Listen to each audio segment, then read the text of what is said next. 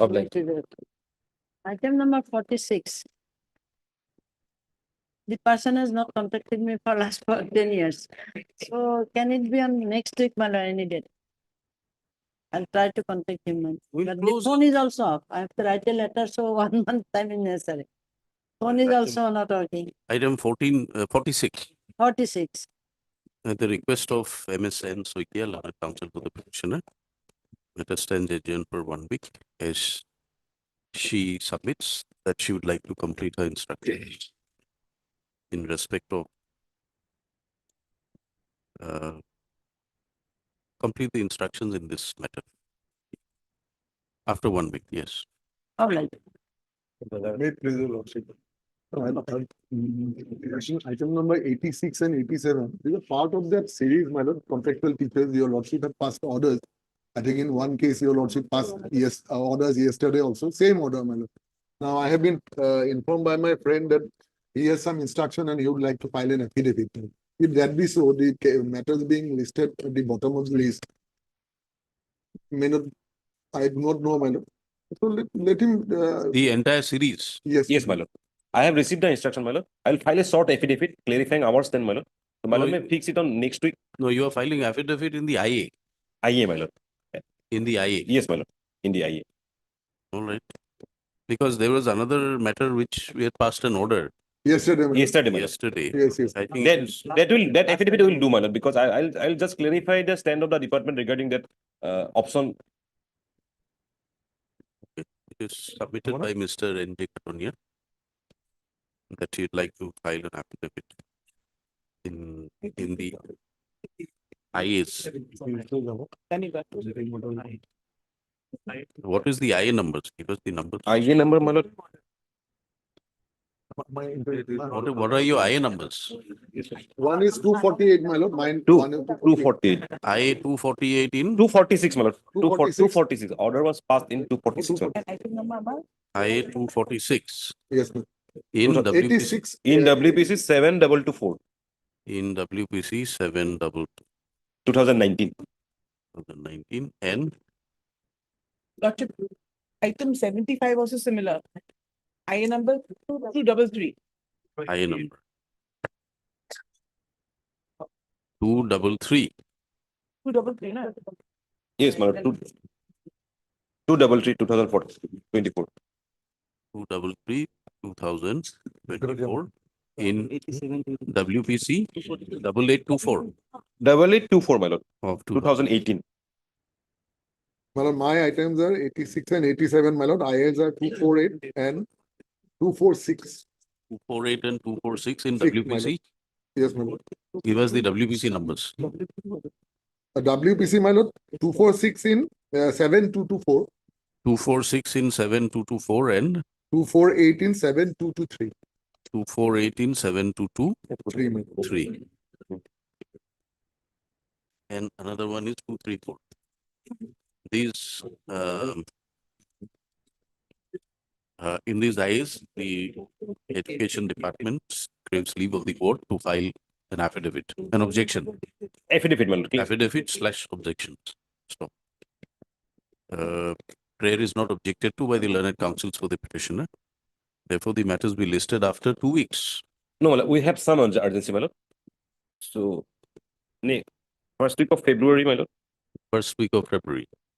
Ma- First means, week of February can't be first- before. second week of February, no? Starting from, commencing from 5, my lord. So we can have it on 8th, 8, oh. 8th of February, Yes, my lord. or can it go to 15th of February? 15th is fine, my lord.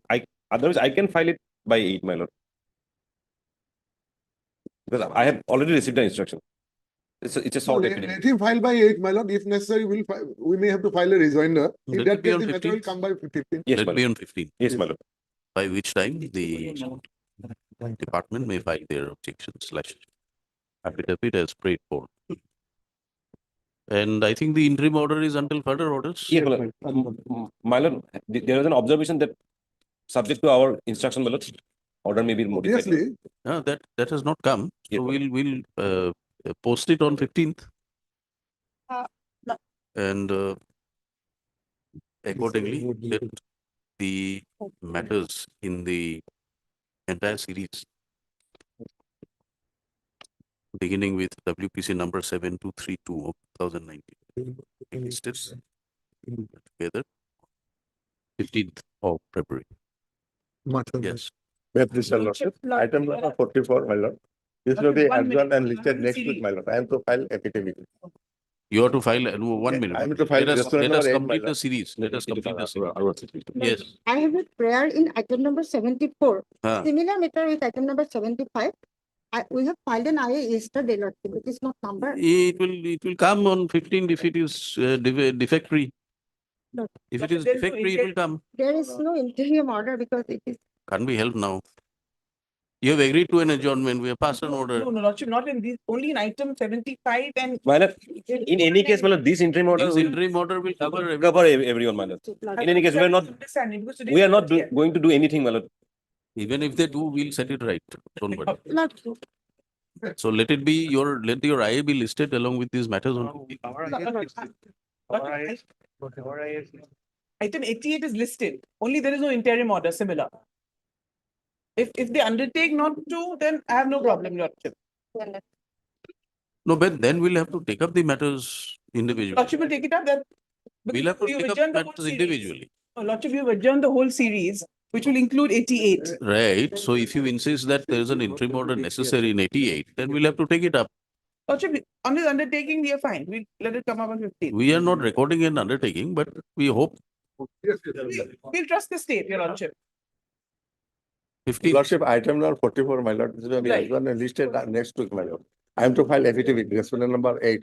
Item 44 at the request of. Other side already filed, government side filed affidavit, my lord. Restaurant number 8, my lord. I am to file affidavit, sir. Item Next 44 week at we'll the finish. request of the council for respondent number 8 stands adjourned. Enabling to file an affidavit. Have you taken consent of the petitioner? Yes, affidavit will be official right, restaurant number 8, next week, my lord. Have you taken consent of the petitioner? My lord, I will inform you. You inform him, we'll adjourn it. 44. You inform him, we'll adjourn it. First you inform I him. am, sir, my younger brother has died recently. Whose? I will inform other side, my lord. My brother has died. You are here, you should have informed him. I will inform my. Right, he, matter be listed after 2 weeks. 44. May I please, your lordship, my lord, yesterday I filed adjournment prayer with regard to item number 47, 48 and 49, my lord. We have some difficulties. I am praying for a one-day adjournment, my lord. These matters will come up in part 2 list. Whichever matters are adjourned, will Ah. go to the part 2 hearing list, regular hearing list. All right. Assembly circular, item number PK Roy Choudhury, PK Roy. 47, 48, 48. 49. 48, 49 analogous matter, my lord, and 47 is separate. My learned friend 47, is 48, 49 adjourned at the request of learned counsel for the respondents, my lord. respondents. You have taken consent of the Yes, my counsel. lord. for- I filed adjournment prayer. And on the basis of the adjournment slip circulated. Yes, Yes. deeply obliged. May I please, your lordship, I beg to mention item number 57. Kindly list the matter after 2 weeks, lordship. We have taken consent. I am for the petitioner. Why this My matter? senior, Mr. A.M. Bora is out of station. Is it a part-heard matter? Yes, lordship. No, we'll release it from part-heard. Let it go before the regular bench. Let it be listed before the regular bench. Right? Item 57 57. and 57. Have you informed the, Yes, lordship. you have informed them? Yes, lordship. Please inform them that we have released it from part-heard because we are not taking up criminal matters as of now. Right? Item 57 be listed after 2 weeks, lordship. 2 weeks at the request of learned counsel for the respondents. And it is submitted that the consent of the counsel for petitioner has also been obtained. Stop. It is made clear that the registry will not treat this matter as to be parted any further before this bench. Interim order is there. Interim order passed earlier will continue. May I please have the, pray for listing of an contempt matter, lordship. My lord, in the year 2018, lordship. Lordship, can it be on, lordship, 9th of February, lordship? Huh? On 9th of February, lordship. 9th of February, all right. content. May I please, your lordship? Lordship, I beg to mention item number 50. Kindly agenda meet up for the day. Item 50 be listed in the regular part 2 hearing list. All the hearing matters will be listed in part 2 hearing list, except item 57. Yes, May I please, your lordship? Lordship, I beg to mention for listing of writ petition for admission, lordship. what is the matter? What is the matter? Let it be on Ready to transfer. 16th of February. 16. Similar pair, my lord, the very urgent matter, my lord, for admission listing, after any date after 15 minutes. 16th. Obliged, sir. 16. Lordship, I beg to mention item number 38, as my senior H. Thakur is out of session due to some personal reason. Item 38 be adjourned for 2 weeks at the request of learned counsel for the petitioner.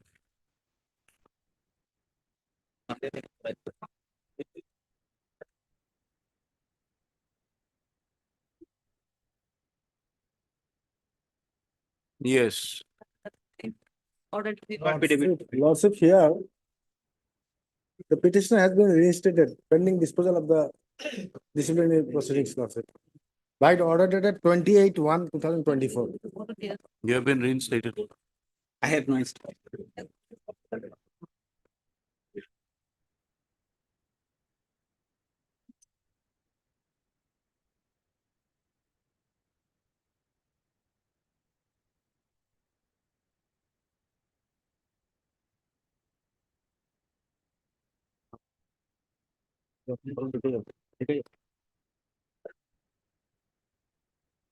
Heard learned counsel for the parties. This writ petition is filed by the petitioner. Agreed by the order dated.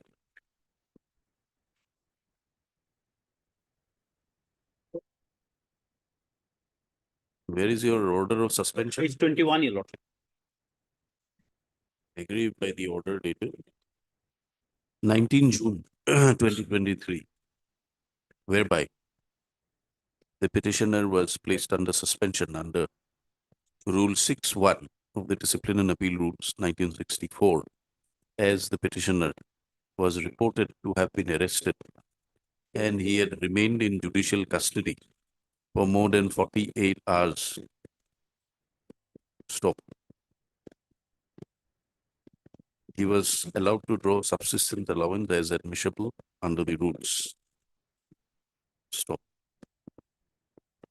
Learned counsel for the petitioner submits that although he was suspended,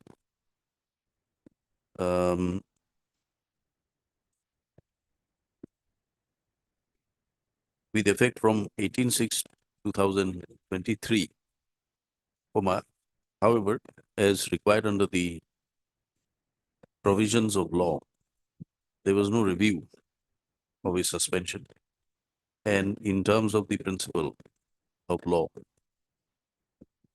as laid down in Ajay Kumar Chaudhary, reported in so and so by the apex court, and followed in judgments rendered by 40 High Court, the suspension order was required to be interfered with. The departmental counsel was permitted to obtain required instructions in the matter.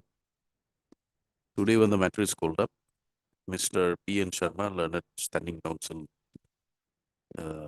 elementary education, has placed before the court an order passed by the department dated 28th of January 2024, whereby the petitioner was reinstated in service with immediate effect, pending trial of departmental proceedings.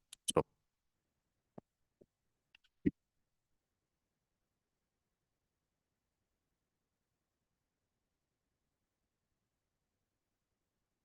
In that view of the matter, the grievance of the petitioner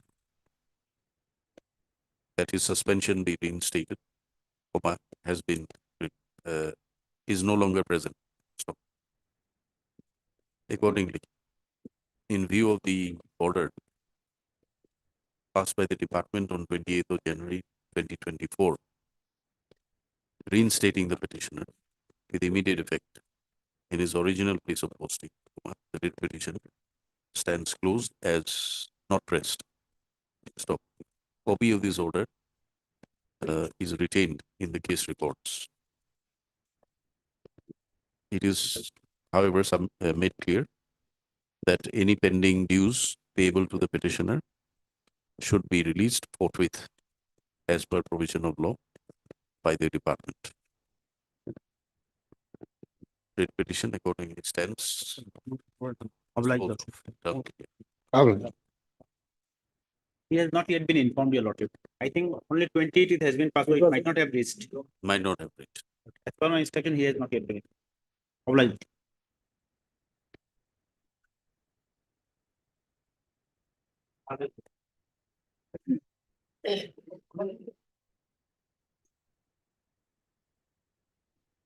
Yes, eviction matters. Some affidavits were supposed to be filed somewhere. Yes, they have. We have filed lordship. Lordship may be pleased to take up the matter for final disposal. The public project is going on, second medical college in Guwahati. So there's a stay order which is operating and which is creating problem in the progress of the execution of the project. Okay. But affidavit has been filed. Whether just last week we have received the copies. We'll some reply because Huh? we'll file reply to the against the affidavit in opposition. Any day, next week or after 2 weeks, any day may be fixed. In that case, lordship, I cannot object to their right of filing the affidavit in reply. So could it be fixed on 8th of February for final disposal, lordship? In the meantime, whoever wants to file, let them file. So 8 February, na? 9th is a Friday, it will It be, is not possible. 12. then 6th, in that case, 6th. Yes, on it. 6 to need. 6 to need. 12 to need. 12. We can have it on 15th. 12 or 13. 15th is a Thursday. 15th is too long, lordship. अपना 13 और 16 थी जो मैं Tuesday or Friday. Yes. 13th. 13th. Let us be on 13th. 13th. 13th February. 13th. My lord, I have one prayer, my lord. One of my item was not listed in this series, my lord. Item number number is my lord WPC 7580. You have to submit a mention memo. You submit a mention memo. You say that this matter needs to be listed. There is a part of the series on 13th. Obliged, On that day, we'll connect it. obliged. It is submitted by Mr. D. Saikia, Learned Advocate General, Assam, that the matters are ready in respect of the counter affidavits are concerned, which have been filed with the state. Stop. Mr. Sinha and the other counsels appearing for the petitioners, however, submit that they seek a short date for filing their reply to the affidavits. Accordingly, as agreed to by the learned counsels for the parties, matter be listed again on 13th of February. I am expressing Mr. Saikia, Learned Advocate General, expresses urgency in the matter as there is an interim order operating. Accordingly, matters will be listed again on 13th February for final disposal. for final disposal. Highly obliged.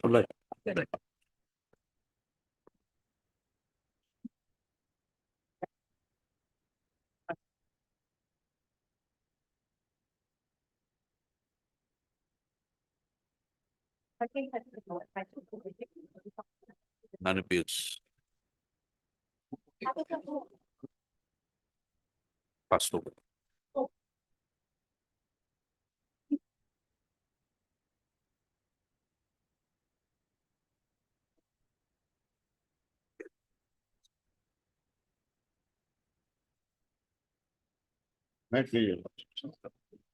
Phone number item. Itu dia second to point, gimana? First list. Gimana? Second to point. List gimana sir? 14.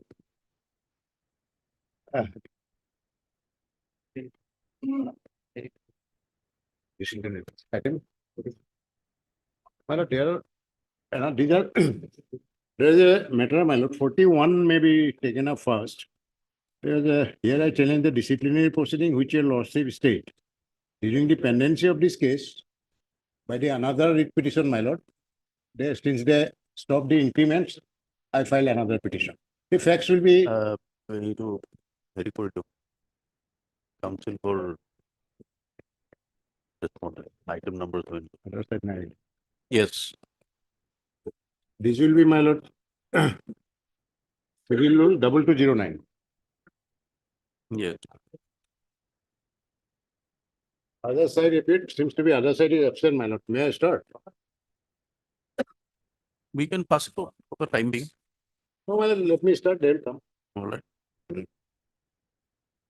My lord, the facts are like this. Yes. But no, not to go. You were absent in respect of performing some duties. My lord, the facts are like this, my lord. Yes. I think lordship will finally. Lordship, my senior is on legs, Lordship, so. Yes, come. My lord, During COVID, you were required to attend duties. You failed because there was some my lord, the car facts are- pass not issued. My lord, I want, although I am under a my engineering order, don't want to take advantage of that. Before time to your lordship, I want that the matter should be fixed. If your lordship permit. So, bit of hearing will be necessary. Because it is a case, my lord, where I challenge the disciplinary procedure. Next to our place. My lord, the petitioner is a postgraduate psychiatric nurse and working since 2005. Working since 2005. Postgraduate in psychiatry, Psychiatric. but not postgraduate psychiatric nurse. No. Psychiatric nursing. I am postgraduate in psychiatric nursing Okay. and working, my lord, since 2005 at the LGB Regional Institute of Mental Health, which is under Ministry of Health, GOI, at Tezpur, my lord. My lord, after the total lockdown for Corona pandemic, your lordship knows that it was imposed with effect from the midnight of 24th March 2020. Correct. Itu aage lordship.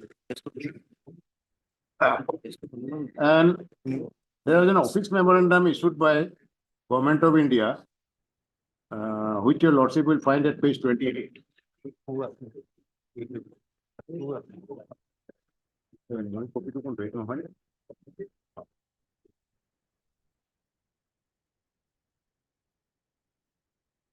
Page 28 is the office memorandum.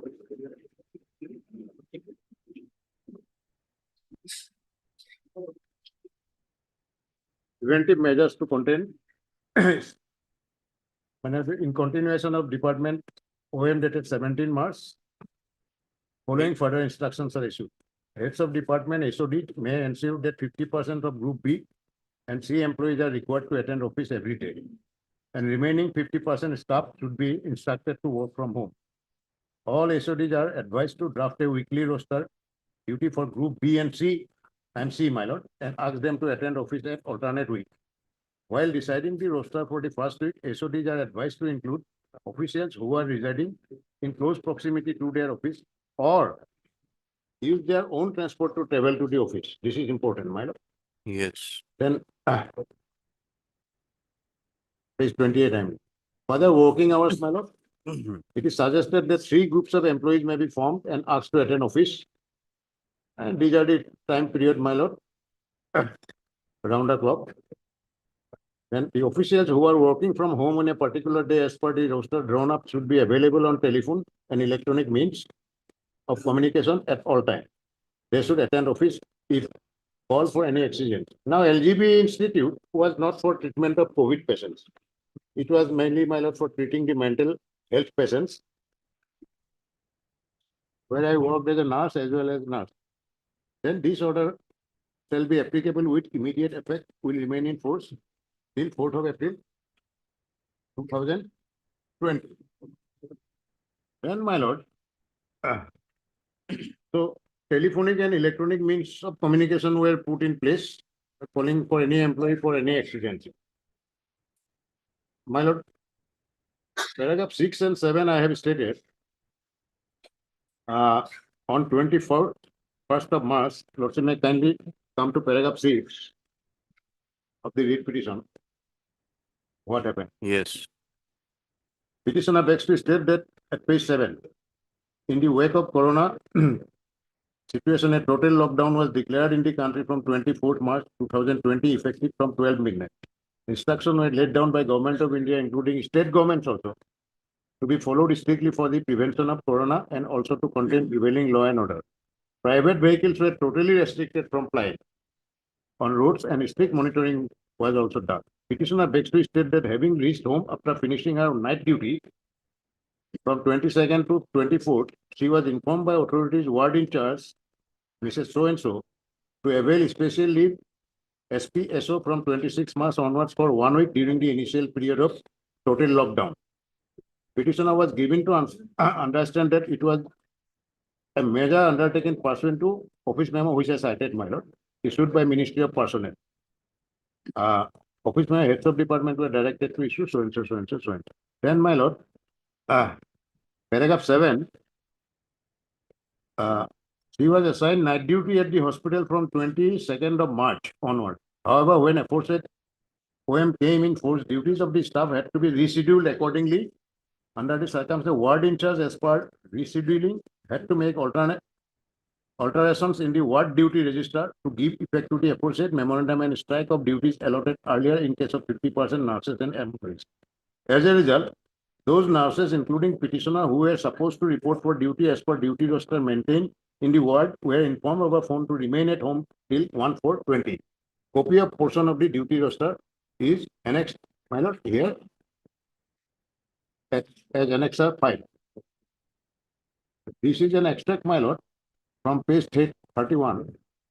Lordship will see 26 March morning duty, 27 March morning duty, 28 March morning duty, and 29th March evening duty. E for evening, M for morning, N for night. This is mine. Then, my lord,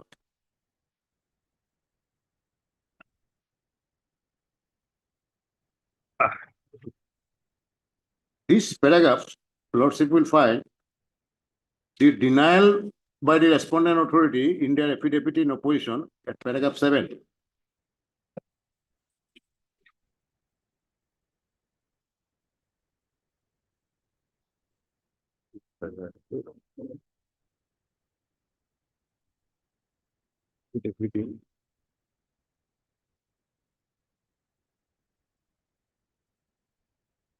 Yes, paragraph 7, internal page 4.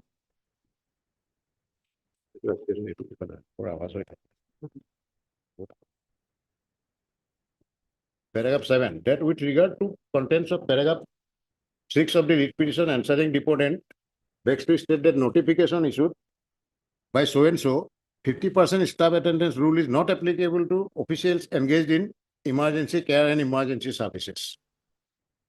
Their stand is this. And those directly engaged, taking measures to control spread up, so we were not directly engaged.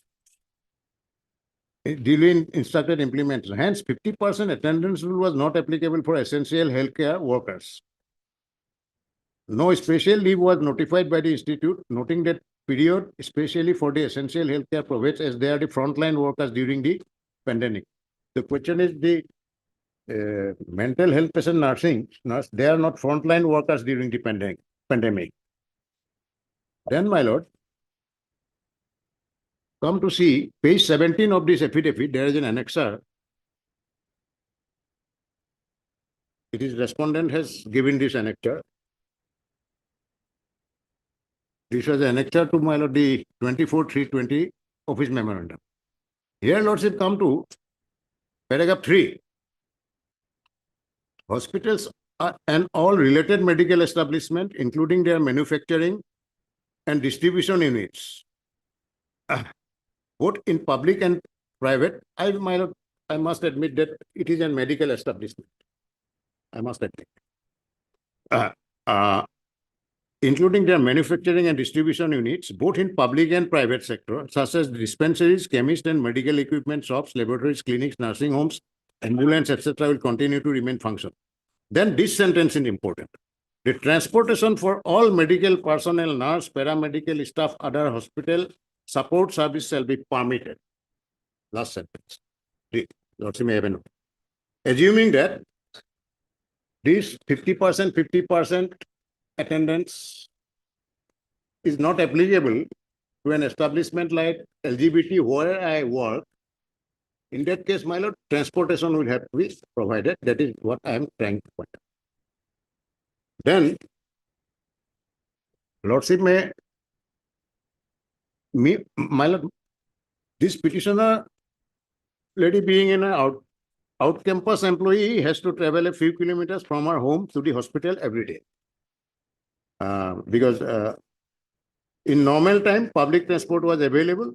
Sometimes my husband, my lord, drops me in my husband's car. Lordship knows that no private public vehicle, 2, 3, 4-wheelers were allowed to ply during the first 3 weeks of March, April 2020. Then petitioner, in view of this, petitioner, my lord, made several requests to the concerned authorities to provide a car pass ID to my husband,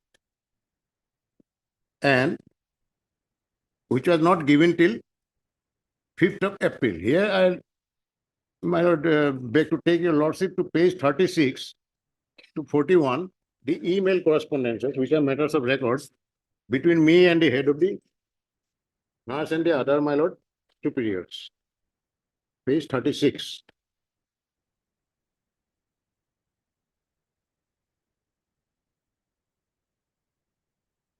Yes. Page 36. Details of correspondence done before inability to report for duty after joining my duty. This is from me, Biola Borua. I am Biola Borua, so-and-so, madam, to arrange me transport facility from hospital or issue me one pass for my vehicle and driver with discussion with the authority. Sir, these are telephonic conversation and WhatsApp messages that I correspond with our madam, ward in charge. Then these are the, my lord, conversation over phone. These are all electronic records. And I have shown, my lord, paragraph 17 and the, my lord, subsequent annexer where, my lord, the office memorandum talked about, my lord, providence and permitting conveyance. Then, my lord, in the next page, Yes. 37, this Basanti is, my lord, the head, matron madam, ward in charge. Biola, I have talked with NSG superintendent about transportation, but administration said that as we have provision for hostel, so you can come to hostel immediately. For that, you can contact so-and-so maybe. I have tried to call you, but phone is off. Immediately after that, I sent a mail to the list. Roundabout second paragraph, last portion. From 29 March, I could attend my duty due to police restriction on vehicle. Then Yes. 3, clause 1. A pass from institute to be issued from the institute to my husband, specifying name, relationship with employee, vehicle, limited only from Lasit Chowk to the hospital and back to home after the duty for the lockdown period. This pass will be a supportive document with my husband in case of inquiry by police patrolling party on the way during dropping, picking up task. Just look at my bona fide. And this is the, my lord, sample of this pass to whom it may, this pass is issued like this, my lord. Then, my lord, next page. It was from the, my lord, official, Dr. Hemanta Datta, to me. Dear madam, we understand your concern, but the institute can only issue pass for you as an essential healthcare service provider with consultation with the concerned district administration. But releasing a pass for your vehicle and the driver for the transport is beyond institute's capacity. Again, I sent another mail, my lord, this page 39, below, last paragraph, this page. Regarding my vehicle pass, I had already contacted district administration, but they said it is the matter of your hospital and then they can only meet the purpose. Now, what I am supposed to do? Hospital authority advised me to contact district administration. And on the other hand, district administration advised me to discuss with the hospital authority. Then next page, page 40. In my application dated 2/4/20, I asked either of these 3 options. issue me a vehicle and driver pass, my driver, my lord, my husband drives. Provide me a transport facility to discharge my duty or sanction me leave, but no kind of support is being provided to me. Then this letter, electronic letter, I, my lord, gave the copies to the Ministry of Health and Family Welfare for information. There was a website open for that. Then director, this thing. And they have ultimately found Please. offense. Please take us to the memo of charges. because Memo? they- I will come. Show cause notice. Very shortly, I will come. Then ultimately Friday, April 3, after that, below. This is April 3, they write, as per instruction of the authority, you are hereby requested to report for duty tomorrow. Then this time, I again wrote back, I am ready to report duty tomorrow, but what initiative taken for conveyance for duty? Without any pass of vehicle, I am unable to report for my duty on foot due to my slip disc and associated problems. Certificates were given for slip disc, my lord. A month prior to this, I had to take medical leave. Then ultimately, my lord, page 41, last portion. Yes. After getting the e-pass link from you at 8:32 p.m. on 3rd April, immediately I applied at 8:45 p.m. and the position is under process. Dear Maheshwar Soikia, acknowledgement received. Maheshwar Soikia is my husband. Your application for essential service e-pass is submitted successfully. Your application reference number Iman and application submission date is 3/4. I request you to allow me 1 or 2 days time to receive the pass. This is by me. Then next, my lord, page.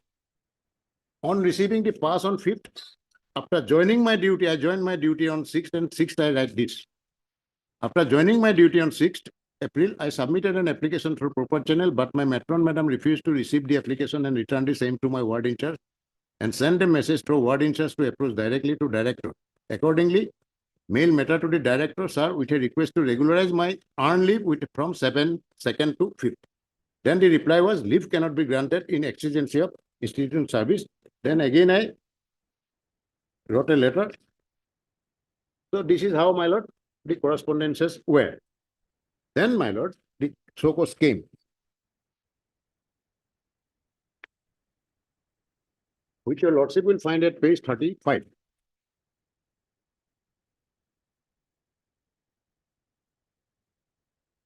Page, I'm sorry, my lord. Page. What are your prayers in the writ petition? Your prayers, as I can see from page 22. Thereafter, they have framed 2 charges. Uh, One, No, prima no. facie, No, what are your prayers in the writ petition? prayer and the writ petition. Challenging the proceeding, my lord. Huh? Challenging the proceeding, the memorandum, page 35, whereby the proceeding was initiated. No, page 22 is the prayer, isn't it? Yes. Page 22, you are aggrieved by appointment of respondent 3 Yeah. as the presenting officer. That is one. And second, the very impugn office memorandum whereby disciplinary proceeding was initiated, which is, my lord, Annexure 8. On what grounds are you challenging? I am coming to that. I am coming to that, my lord. Your lordship, ultimately, your lordship will find, deliver the judgment. Impugn memorandum dated so and so containing article of charges where by this, the proceeding was initiated. This I have challenged. Somehow in the prayer portion, it was not mentioned. I filed a ayat that the lordship allowed. In the prayer at page 22, 11 was mentioned twice, thrice. This annexure containing article of charges. Prayer, page 22. Suspension shall not be issued declaring the impugn office order. Appointing, this is gone, my lord. They have changed. I must say they have changed. Then containing article of charges as illegal and unconstitutional. Why? I am coming to that. My lord, the so-called notice is at page 35. Page 35. Lordship will find there are 2 charges. Whereas Biola Burra staff nurse was assigned emergency essential healthcare service as per duty roster prepared for nursing personnel during lockdown period, but she didn't turn up and remained absent unauthorizedly with effect from 26/3/20 to 25/4/2020. Here a portion 26, 7, 8 and 9, I had shown that I was assigned evening duty, morning duty, which I attended. So this is basically wrong. That the entire 11 days, persuading one or other silly reasons that provide about transportation, my demanding, my requesting for a car post, these are silly reasons. That's for them.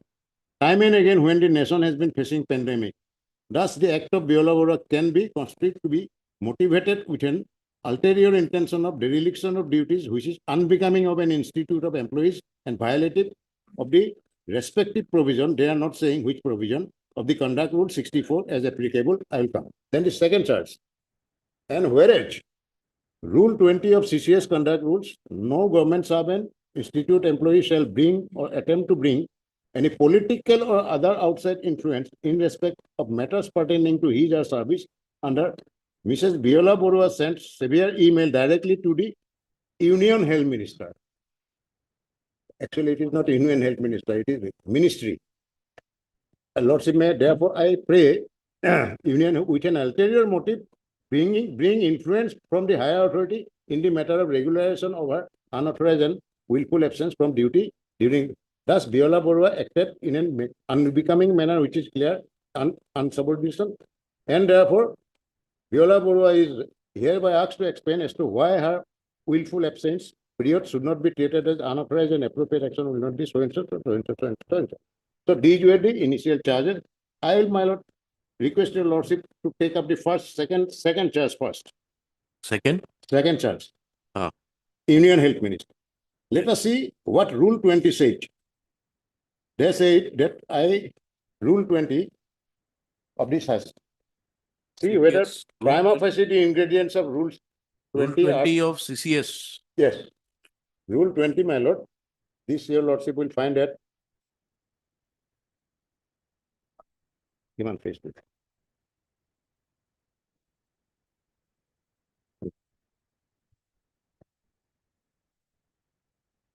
Facebook.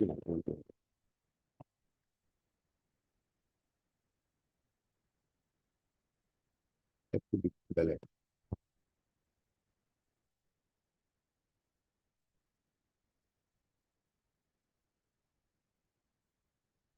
Yes, my lord. It will be at page 182 of the book. Yes. 182 below. 20. Canvassing of non-official or other outside influence.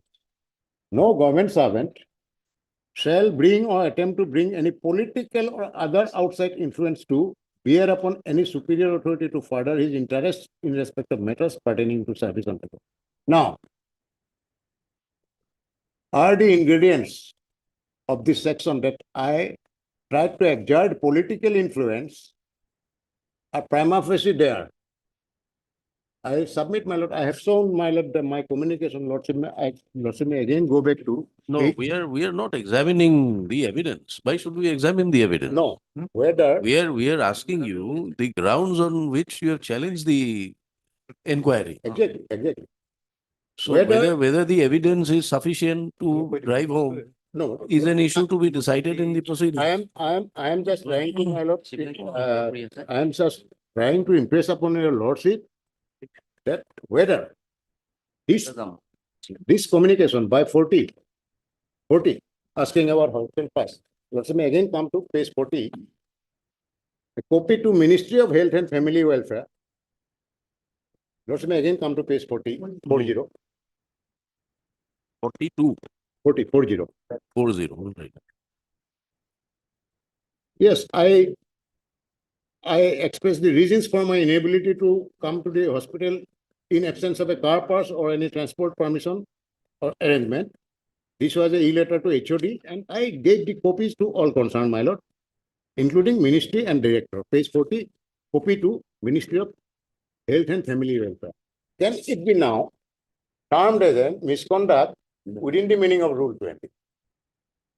No question of taking evidence. Can it be said to be canvassing of or exerting outside influence? No government servant shall bring or attempt to bring any political. Is it political or other outside influence? Is it other outside influence that I try to exert to bear upon the superior authority to further his interest in respect of matters? So I think I am now clear a bit. prima facie, on the face of the charge. And the face of document, and this is not to the minister. This is to the Ministry of the Family Welfare. It is open for the entire nation, my lord, at that time, this website. Yes. So that will be my, it is not that when prima facie, the courts, my lord, finds that the very rule, conduct rule, under which an employee is charged, the ingredients are not there, disciplinary proceedings are set aside. Therefore, my lord, I filed a reply to this show cause at page 45.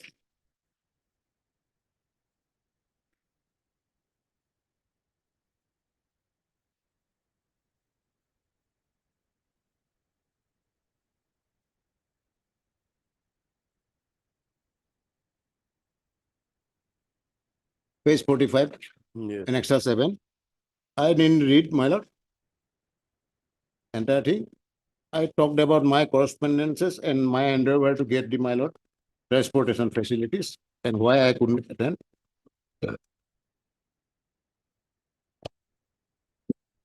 Then the CEO,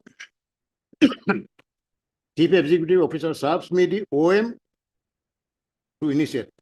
Having not satisfied with my reply to the initial charges, they have now issued the OM initiating a disciplinary proceeding, which your lordship will find at page 48.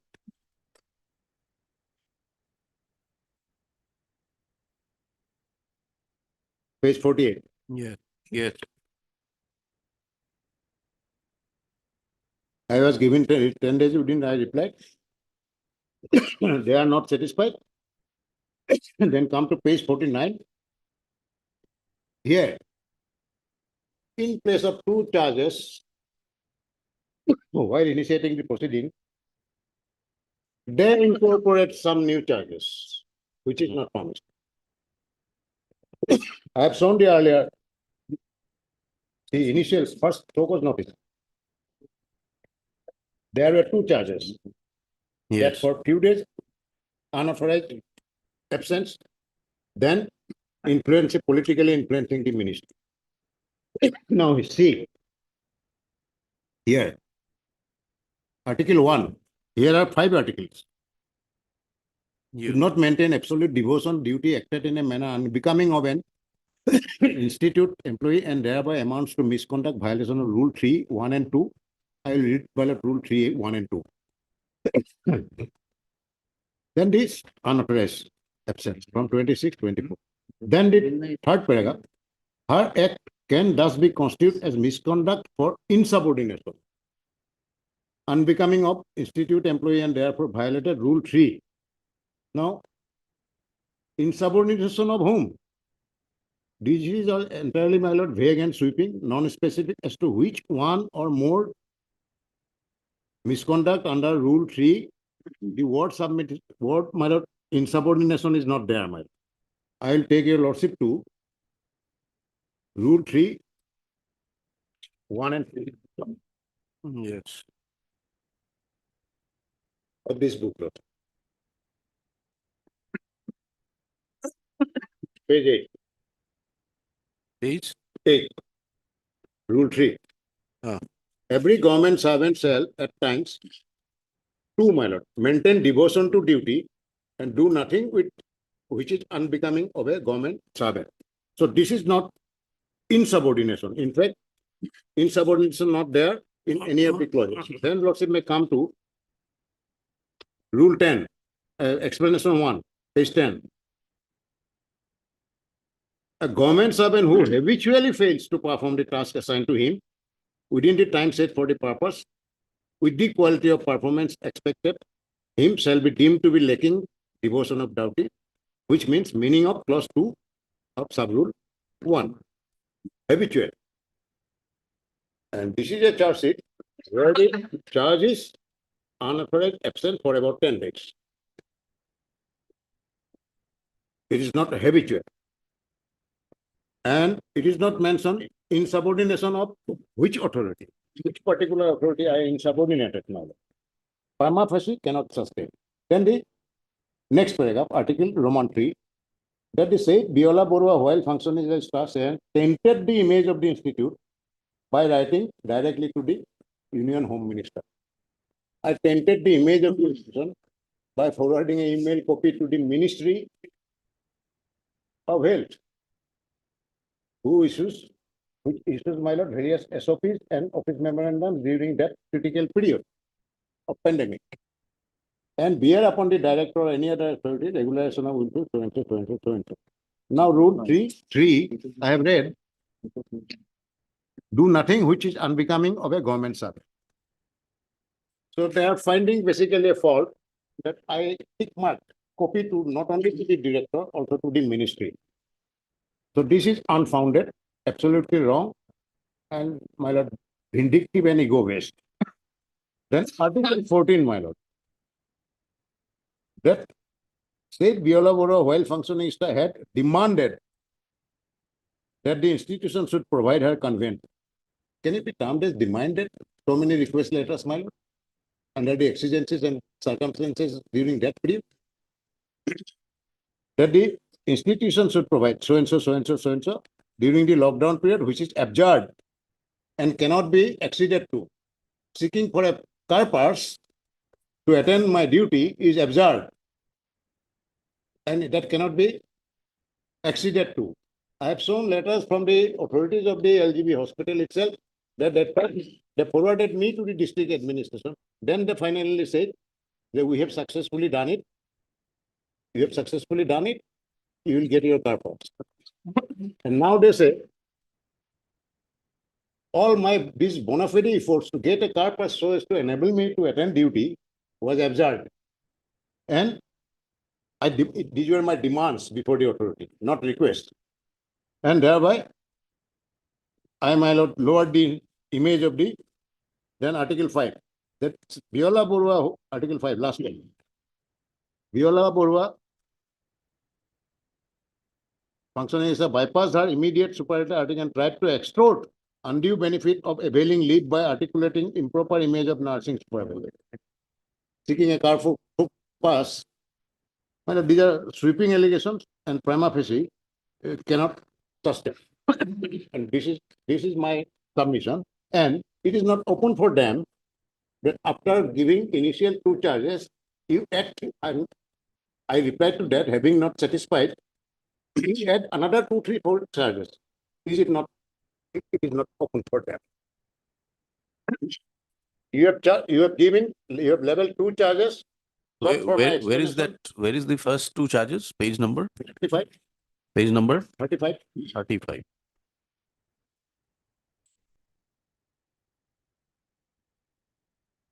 Clearly, my lord. I have read it, my lord, before your lordship. First one is this, absent unauthorizedly with effect from so and so. Persuading one of after silly reasons, unbecoming of an institute, and violation of respective provision of CCI conduct rule. This I humbly submit that by itself does not constitute an offense of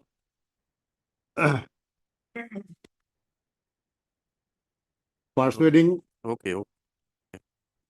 on silly reasons time and again during the pandemic situation, thus dereliction of duties unbecoming of an institute.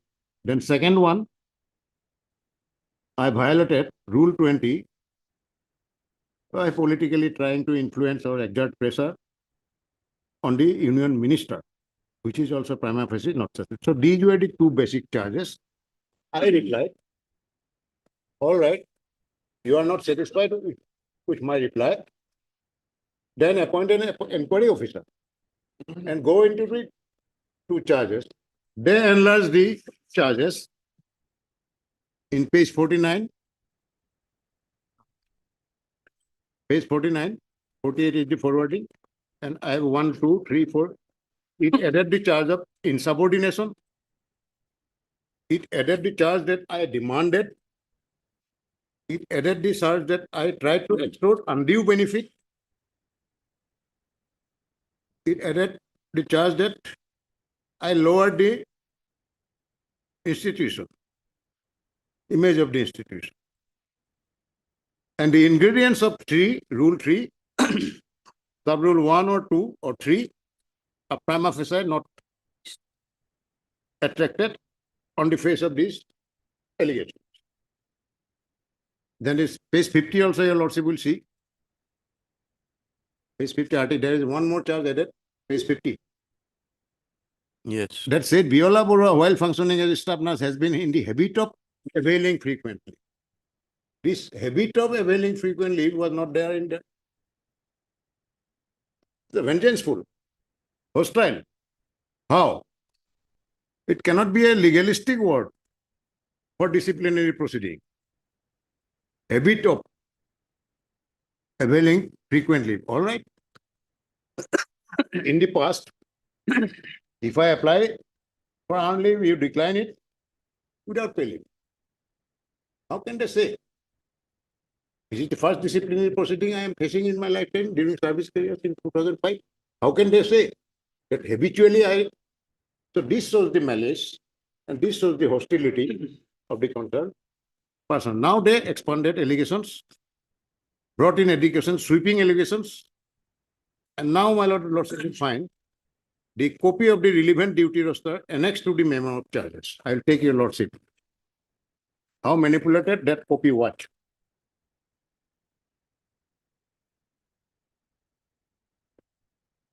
Page 55 to page 57, lordship.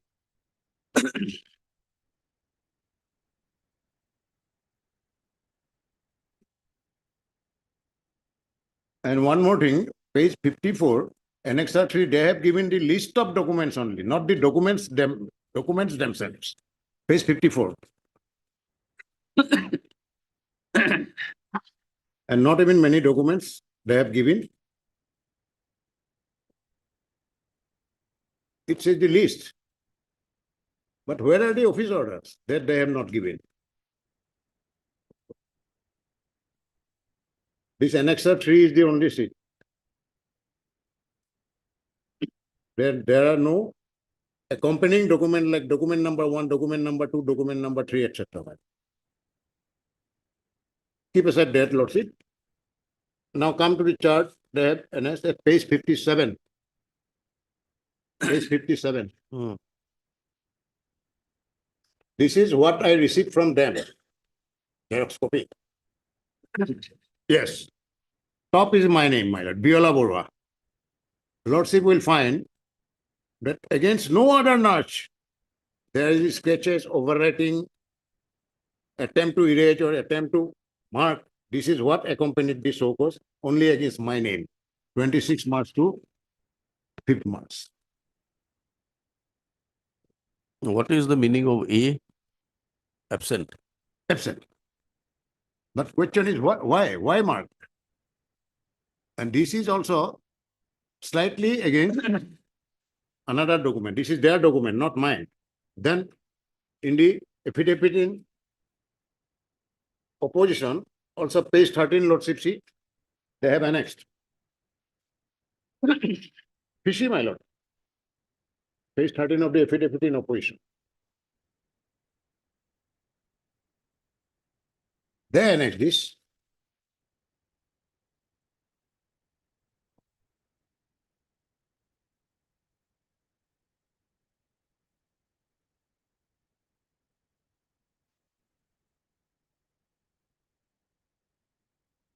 This is the copy they have given. Below is the head nurse or ward in charge signature.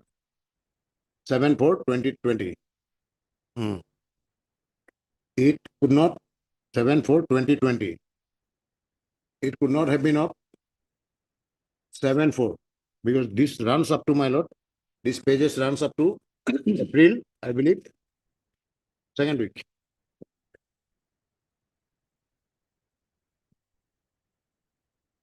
Then I have stated, my lord, in paragraph 14 of the writ petition. Paragraph 14 of the writ petition. Yes.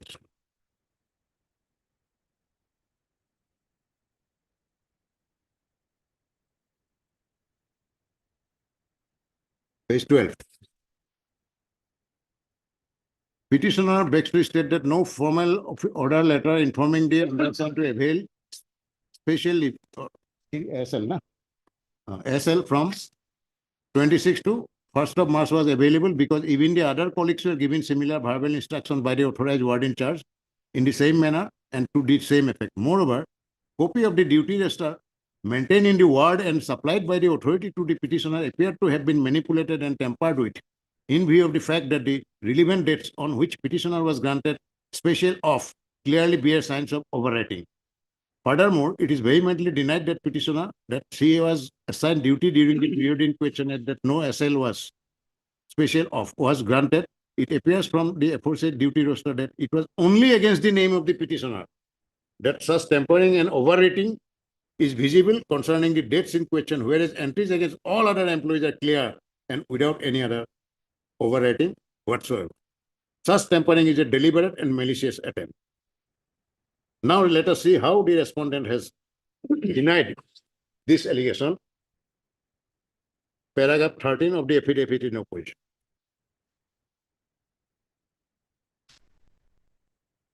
To this paragraph, paragraph 14.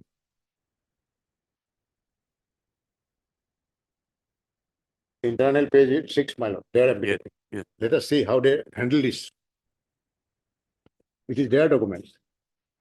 That with regard to contents of paragraph 14, where I said you have manipulated it against other nurses. Answering deponent begs to state that no special duty leave was notified by the authority during the lockdown. Rescheduling internal arrangement duties essential are a routine practice in a healthcare camp. However, it is not a matter of right to avail leave as they need to deliver their duties and services to the patients at the time once demanded as part of standard. No special leave was added. So therefore, no whisper about the scratched, tempered, overwritten duty roster supplied to me by them. Then, my lord, I brought these counter allegations of tampering in my written statement also. I didn't go there because thereafter they appointed a presenting officer, which was the custodian, and also a inquiry officer, which was at that time the administrative officer. I said, how can these two persons be the presenting officer and administrative? I will cross-examine them. It's not fair.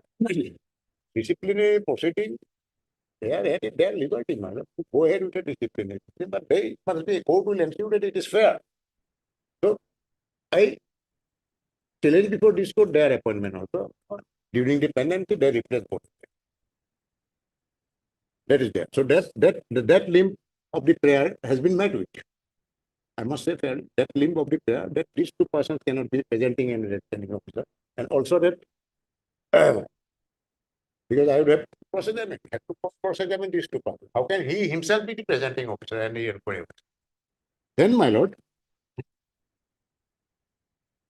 this is done.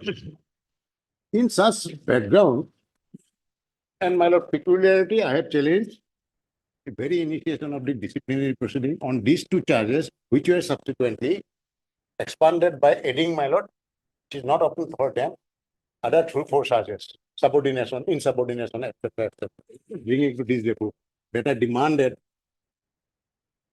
So against me, therefore, the impugn notification, it is liable to be declared, my lord, malicious, illegal. Proceeding itself is vitiated also on a number of counts. I have shown, my lord, how the first 2 articles were expanded. Then all the telephone considerations I have placed.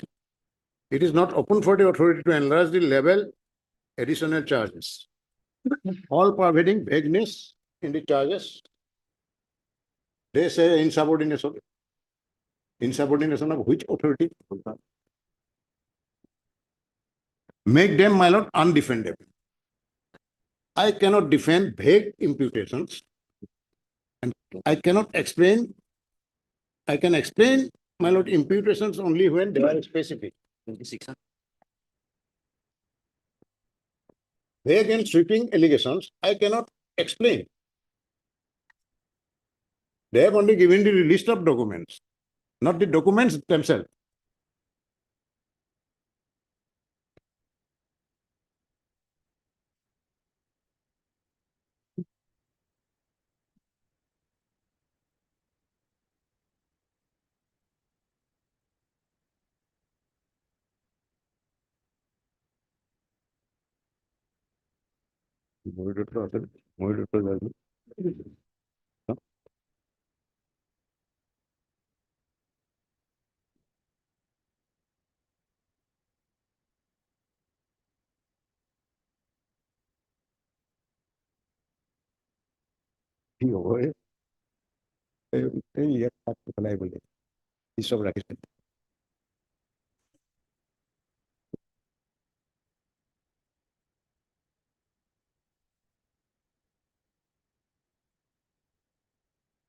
On vagueness of, when the charges are vague and non-specific, I will immediately place a judgment of this High Court.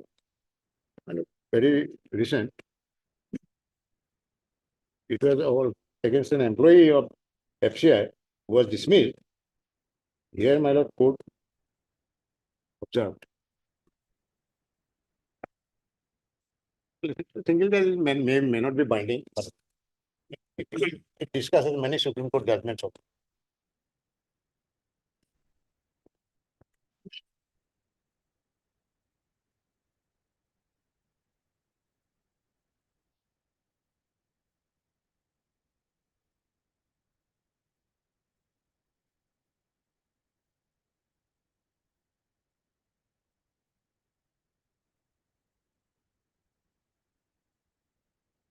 Yes.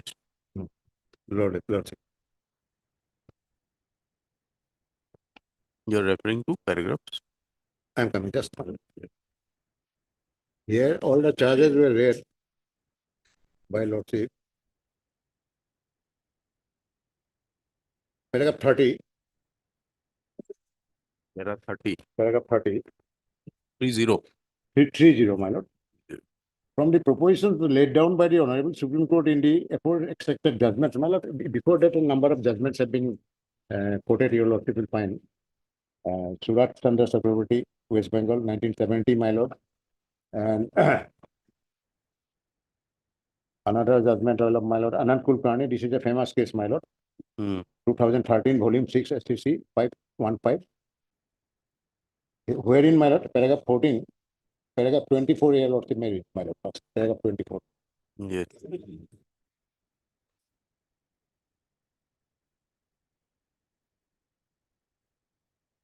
Yes. Yes, we may start with paragraph 23, my lord. Paragraph 23. To substantiate the contention that the statement of charges and the statement of imputation of allegations were not specific in the incident case, and therefore the entire proceeding itself is vitiated, so and so learned counsel, for the petitioner relies upon the judgment referred by Honorable Supreme Court in Sawai Singh, where in paragraph 16 it has been provided that charges involving the consequence of termination of service must be specific, although a departmental inquiry is not like criminal trial. I am not bringing, my lord, all this. I'm not carrying all these Supreme Court judgments because the relevant portions have been quoted by in this judgment. So automatically the citations will be revealed from the judgment itself, my lord. Para 16 of Sawai Singh, I am reading, my lord. It has been observed that this court in Surat Chakraborty that charges involving consequences of termination of service must be specific. Though a departmental inquiry is not like a criminal trial, as was noted by this court in Sri Ramarao. And as such, there is no such rule that offense is not established unless it is proved beyond doubt. But in a departmental inquiry entailing consequence like loss of job, which nowadays means, because on these two charges in a proceeding, they may, my lord, impose the penalty of dismissal also. It will be open. Yes. But in a departmental inquiry entailing consequences like job of loss, which nowadays means loss of livelihood, there must be fair play in action in respect of an order involving adverse or penal consequences against an employee. There must be investigations to the charges consistent with the requirement of the situation in accordance with the principles of natural justice. 24. Further, reliance is made on the proposition laid down in Anand Kulkarni, wherein paragraph 15, taking note of its earlier judgment in Surat Chakraborty, it has been held that it is not permissible to hold inquiry on vague charges as the same do not give clear picture to the delinquent to make out an effective defense. Here I am, madam.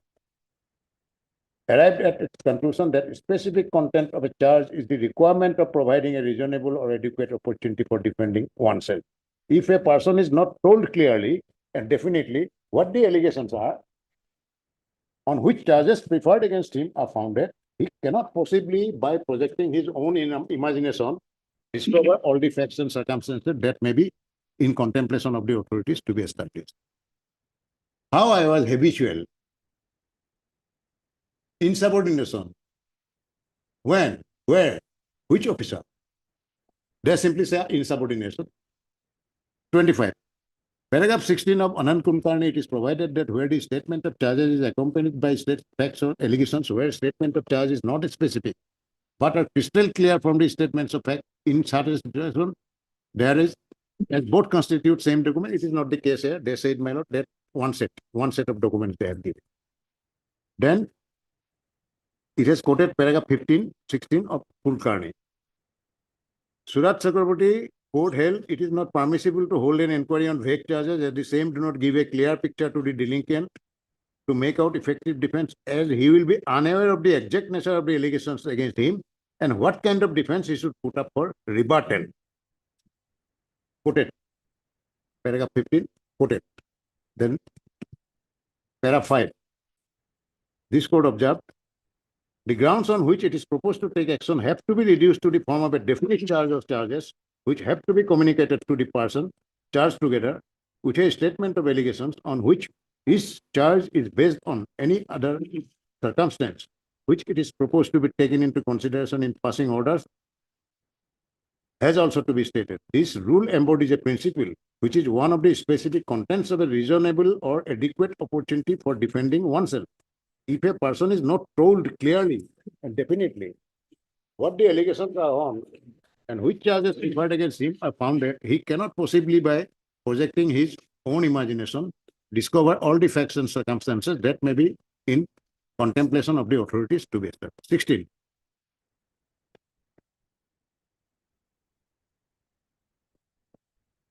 Here, my lord, there were two sets of documents given. In this case, my lord, in my case, my lord, is not, but even then I am reading it, where charge sheet is accompanied by the statement of facts and the allegations are not specific in the charge sheet, but are crystal clear from the statement of facts there are two things.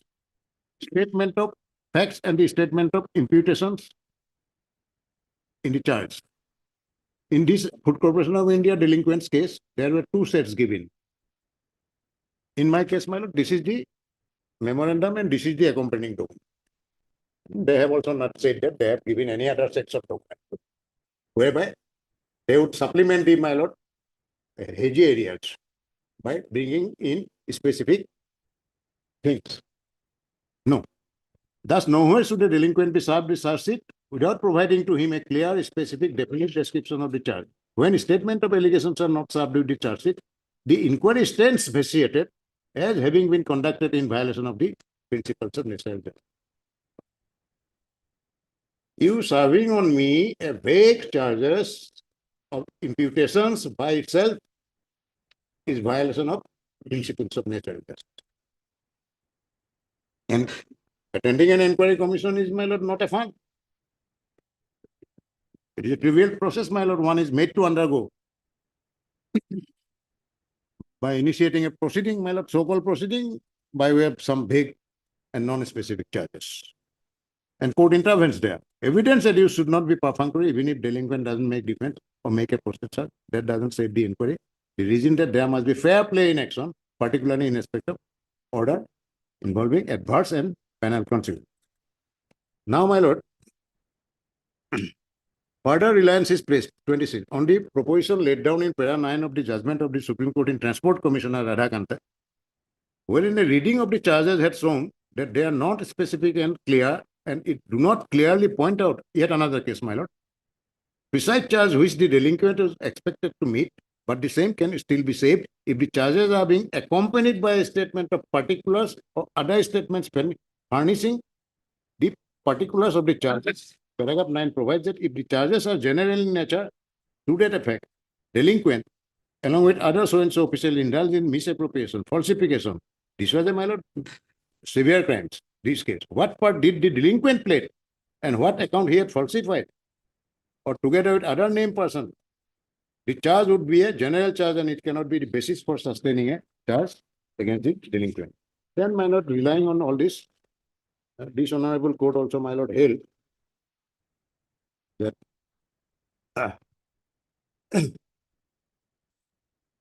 paragraph 30,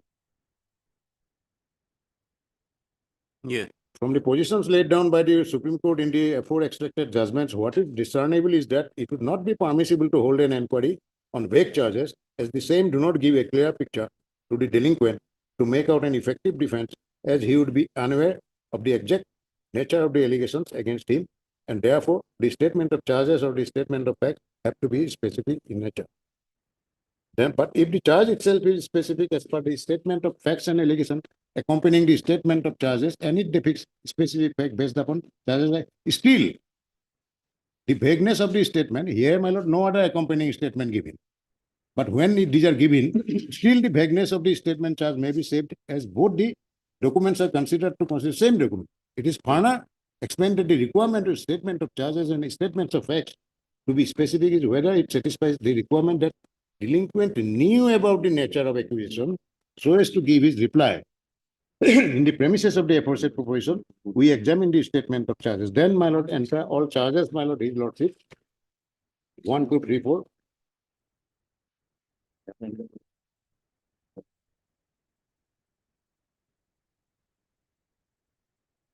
Then, paragraph 47 ultimately. Victims also. Here, my lord, the concerned petitioner was dismissed from service for misappropriation.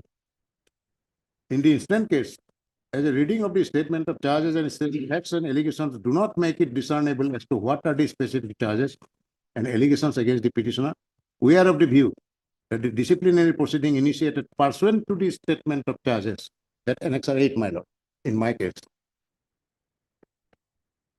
pursuant to the statement of charges at Annexure 1 and the statement of facts and allegations at 2 would be vitiated and not sustainable. Accordingly, the memorandum of charges, like my petition, page 35 and 47, 27/9/2016 as Annexure in respect of the petitioner Mayur Datta are set aside, and consequence thereof all such further proceedings that may have taken place, all such further proceedings that may have taken place, including the inquiry and the impugn order, are also set up.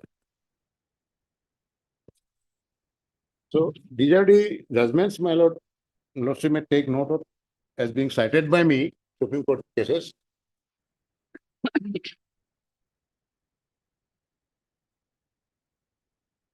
but here is a case where the petitioner assailed the proceedings Even then, in the here report on that ground, after, he took after that ground. conclusion.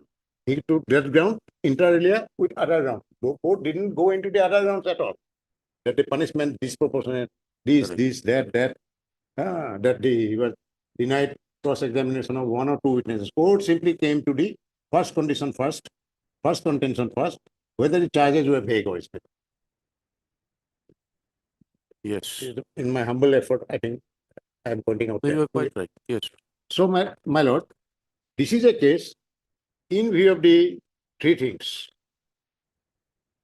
The genuine and, my lord, bona fide action.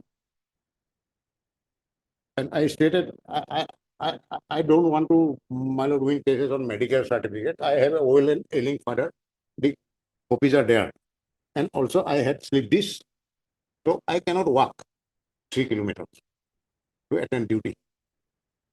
And bona fide, I tried to get a, no, see, there are allegations against you. You have submitted a reply.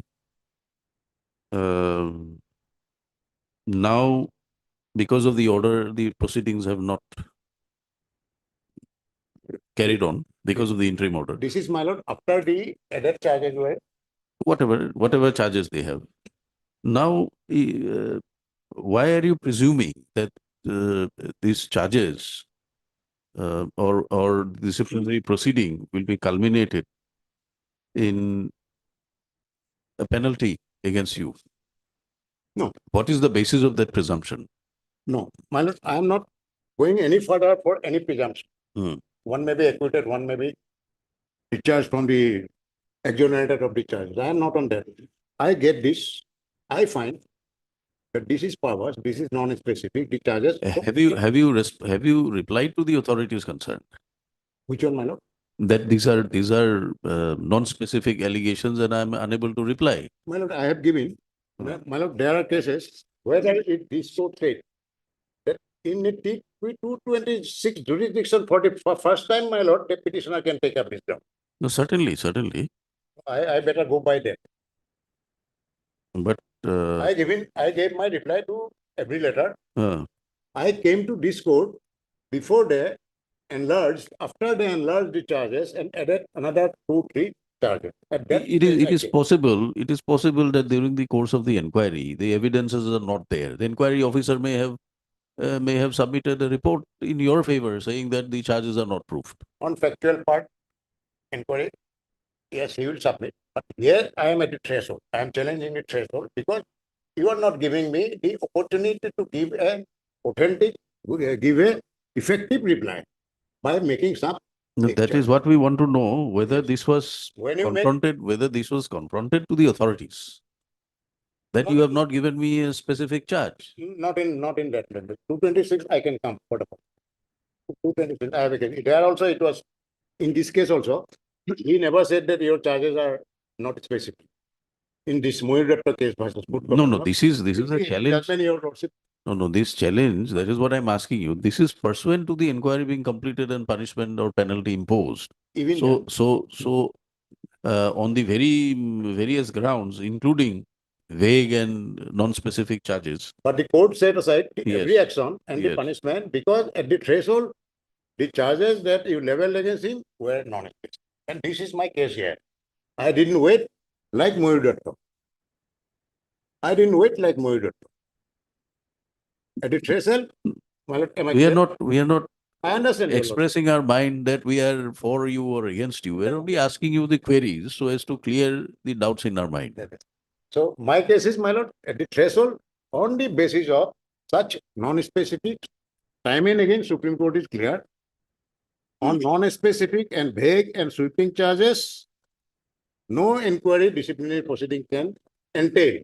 Because the first opportunity, natural justice, you have not given to give an effective reply to your charges. That was my first opportunity, my lord. Then comes the inquiry officer. When I am charged with certain imputations, my first opportunity is to give an effective reply, which I have not been able, which I have been denied. Body alterum, my lord, finish it. That is a very first line of defense for me is to file a WS written statement denying the charges. And how can I deny non-specific charges? Yes. How can I deny non-specific? That is my case, my lord. Then I leave this case here. So these are the grounds I will not repeat by wasting valuable time, my lord. Come to the next case. What happened? When your lordship, my lord, state the proceeding, normally disciplinary proceedings are not state. It is in the rare, I must say, it is in rare cases. Your lordship, being prima facie satisfied on non-fulfillment of the ingredients under Rule 20, the ministry, political influence, and the other things. And now, my lord, this scratched, that raises more doubt. If I am sent, and they should have been able to produce the original one, man, of the duty roster. This brings suspects. It makes things fishy. Against no other name, such manipulations are there. I have stated categorically, and they have failed to reply in their affidavit. So why this is stretch? Why this is stretch? Maybe initially there was a practice of allowing my lord set of special of my lord over telephone. Many other nurses got it. I also got it for some days. That is my case. But you, in a very hostile manner, disciplinary authority, it is stretch. I am not the custodian of this duty roster, my lord. I am not the custodian of this duty. Why didn't you give me a clear and clean chart of the district? Such clear and distinct chart. Understood? Prior to filing your reply, were you given the opportunity to examine these documents? No. No opportunity? No. You filed your reply without examining? And then they simply appointed the inquiry officer and the presenting officer gave me I came here before that all this. No, before filing your reply. No. And this is scratching. They have failed to produce the original even before this court filled them. Why? Why? This shows their lack of bona fide, then hostility and malice. Only against my name, black mark. So coming to the next case now. Yes. 5/6/22, isn't it? Here, is my the lord, stoppage well, of the all these increment. things were, There is stoppage of the increment. yes, my lord, in fact, just a couple of days after I filed the instant read, and your lordship stayed the disciplinary proceeding by order dated 21/9/23, 21/9/23. Lordship may have a look at the order sheet, lordship will find. Yes. The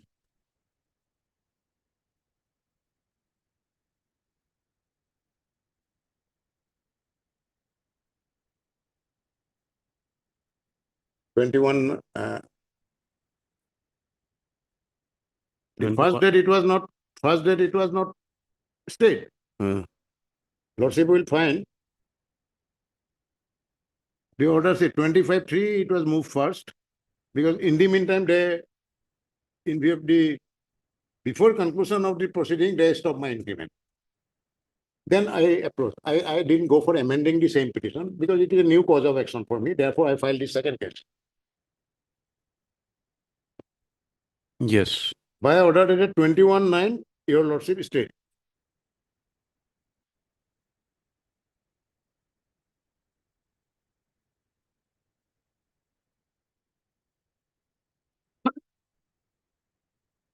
Am I right?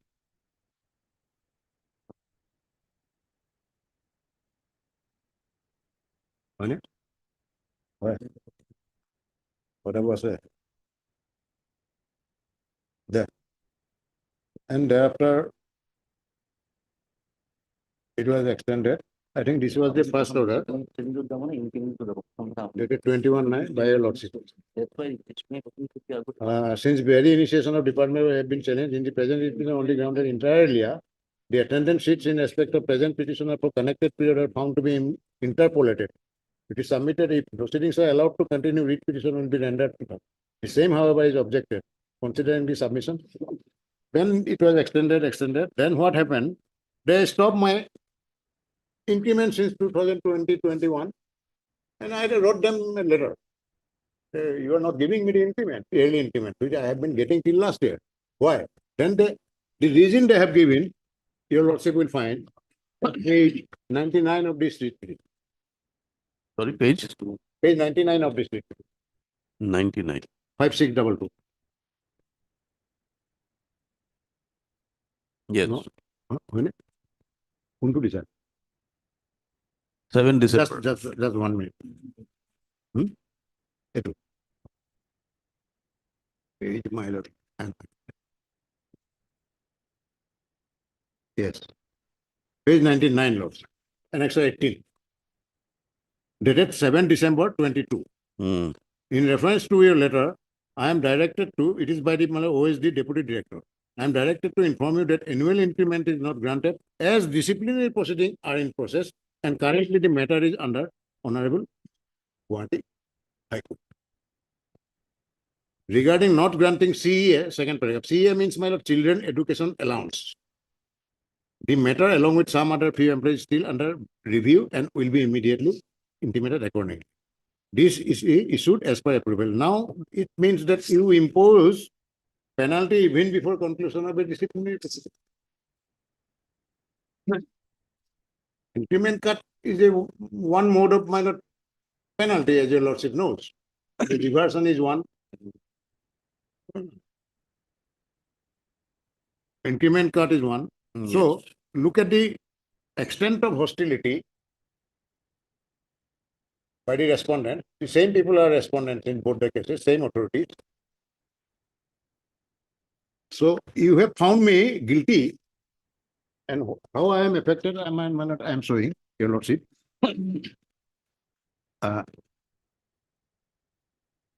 Paragraph 25 of the writ petition, your lordship may read.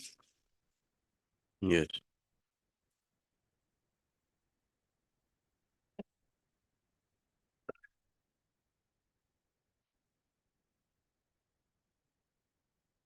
Paragraph 25, page 17. Petitioner states that as part,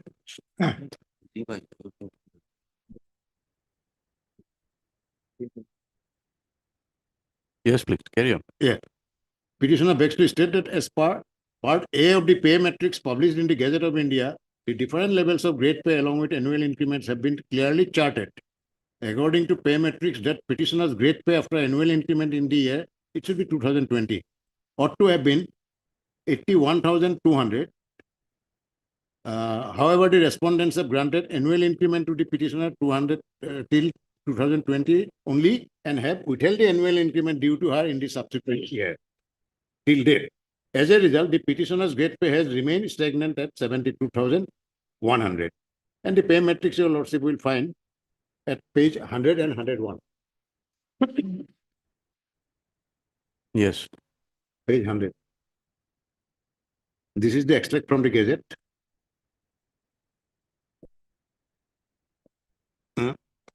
Annexure 19, page 100, lordship will see left-hand side above, pay band, below that, grade pay. Come Yes. to serial number 8. 8. 8. Now This is come in to serial number 12. I'm sorry, serial number 12. 12. 81,000, yes. Here we fall. 81,200. Hmm. Then next page. Hmm. Yes. If the grade pay is, it is in the my lord grade pay of 15,000 to so and so. In the grade pay of 93, here your lordship will find next page 8, 1, 2, 3 below 72,100. This I am getting. No, according to you, According to my lord, I fall here presently what is your grade pay? 15,600 to 39,100. Okay. So in page number 100, In page number 100, you are at serial number 2, serial number 2, under column 12. 12, 81,200. All right. This is with increment. Because of their refusal, they have in their affidavit called it postponement. I say it is denial. You are getting 72,100. Yes. So that way, my lord, it is this way that I am being affected financially even before the conclusion of the inquiry proceeding or culmination of the inquiry, or merely on the ground that this is pending before Guwahati High Court. Guwahati High Court has never asked you to stop my increment. So this page 99 impugn order is liable to be set aside. This is my prayer. By the letter whereby they have said, this letter dated, Yes. this letter dated, page 99 letter, 7th of December 22, regarding non-granting of annual increment, inform you that increment is not granted as disciplinary proceeding are in process and currently matter is under Guwahati High Court. This impugn order or letter, It has still not been released. no, even 24, 23 March. Subsequent years also. Continue. That is my prayer. 99 impugn order is liable to be set aside and direction to be given for immediate release of increments for last 3 years. Now it is last. I'm sorry. 3 consecutive years.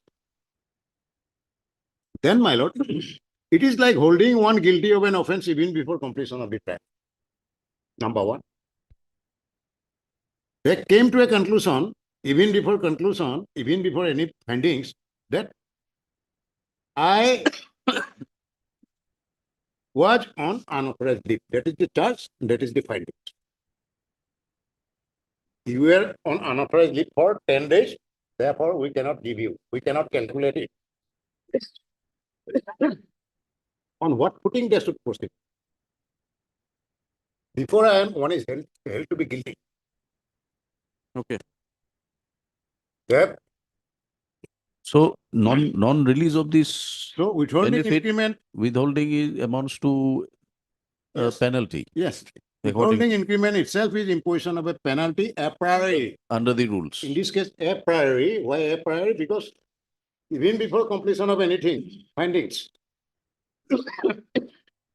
Fact findings.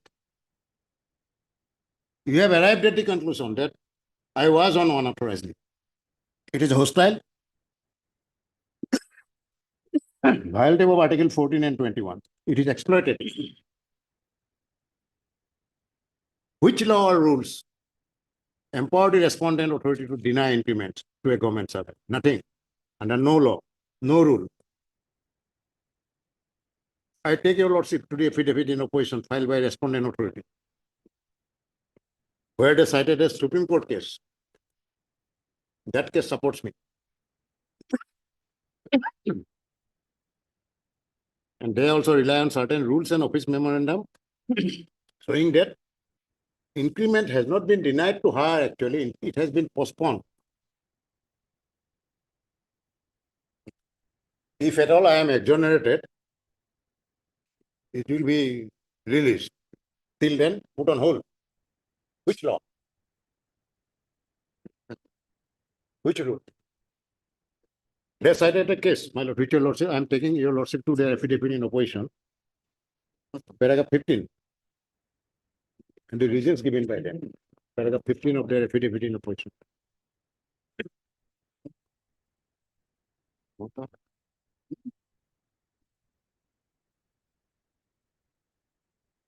Page 11.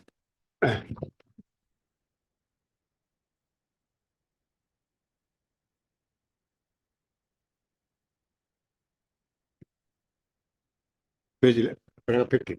There is statement made in 23-24 of the writ petition states that no final order imposing penalty of exonerating penalty. You are reading from para? Paragraph my lord 15, page internal page 11 below.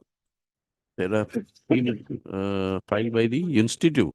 Yes, if it is running page, my lord, it should be 113. 113 contains para 13 and 14. Below, On 15, they okay, are below 15. all right. Given and explicit that no, as no final order of imposing penalty or exonerating from charges leveled against, he has been passed by the competent authority till date. Annual increment of the petitioner has been temporarily held up. All the agencies stated. Where is the provision? Which law empowers you to even temporarily hold up my increment? The petitioner is absent from duty. They have skip my lord. These are the allegations against me. And now they are filing this affidavit in opposition as if these are the findings against me. Lordship may come to E, paragraph page 13, 115. Yes. Yes, please. Page 115 E. However, the Honorable Supreme Court in the case of KB Parmar versus Union of India in civil appeal number, Erula, Unauthorized absence. has held on the issue of unauthorized absence from duty. My lord, I stop here. I have the judgment. I better read it from the judgment itself. This is Manupatra. এখন দিয়ক। Right. মতো কোনটো? তাকে দুটা ভেক্সটৰ tablet লৈ আহিব লাগিব। এই নকওঁ।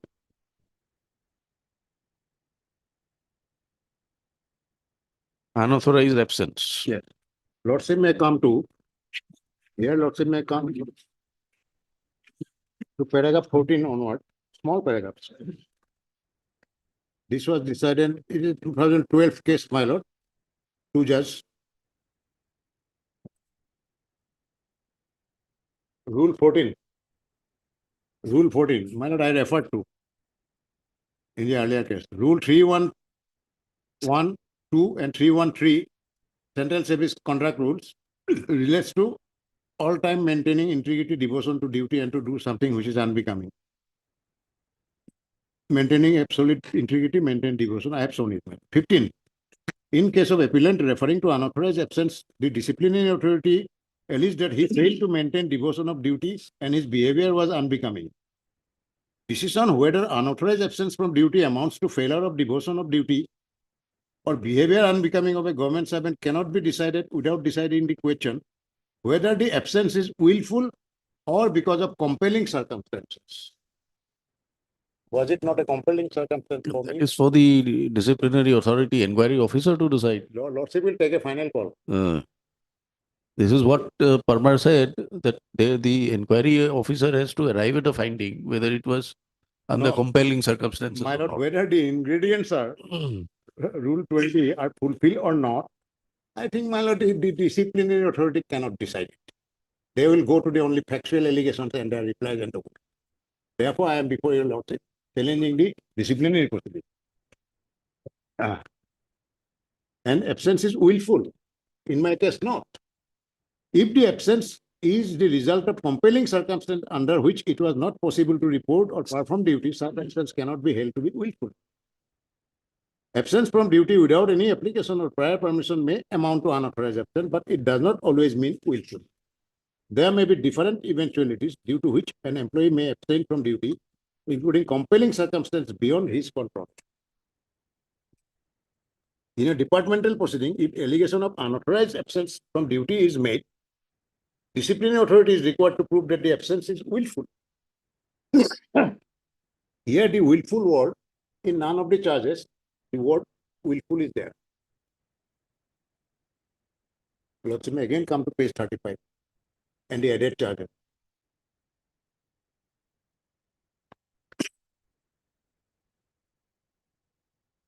So this judgment referred to in the affidavit in opposition actually helps me.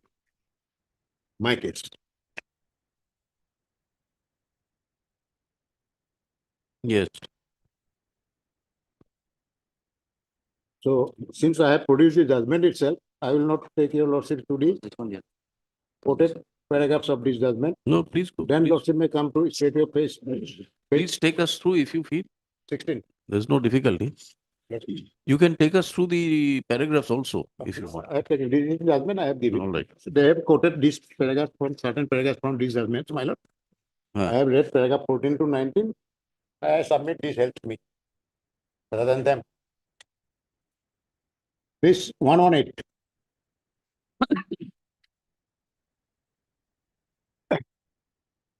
Yes. Now, for the period 1st to 30th June, she couldn't complete her qualifying service period. This was earlier. For earning the increment due on 1st July 20 due to the period of absence from her duty as mentioned earlier. She is not entitled to leave for leave salary for her absence. Now the next two paragraphs will be important. Although she was not entitled to earn increment on 1st July, because increment on question, my lord, starts from the July. That is the cut-off date, starting cut-off date in any given year. She was not entitled to earn increment on 1st July. It was released to her provisionally. As at that time, preliminary inquiry was going on, and explanation from her was being sought for a pausing here a moment.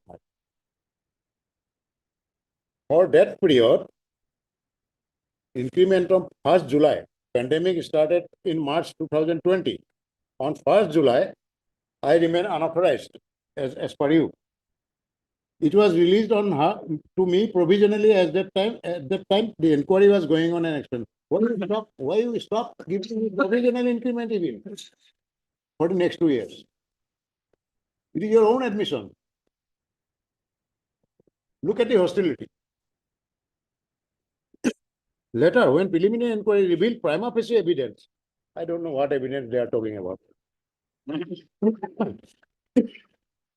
Of our absence was without leave and unauthorized, disciplinary authority decided to start proceeding, charge sheet was served.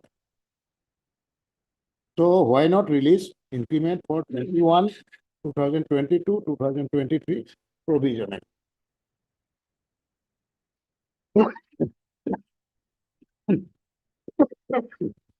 Then your lordship, they have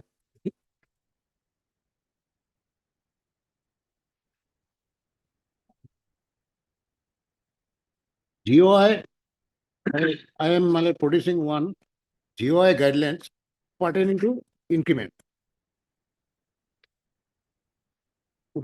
Yes.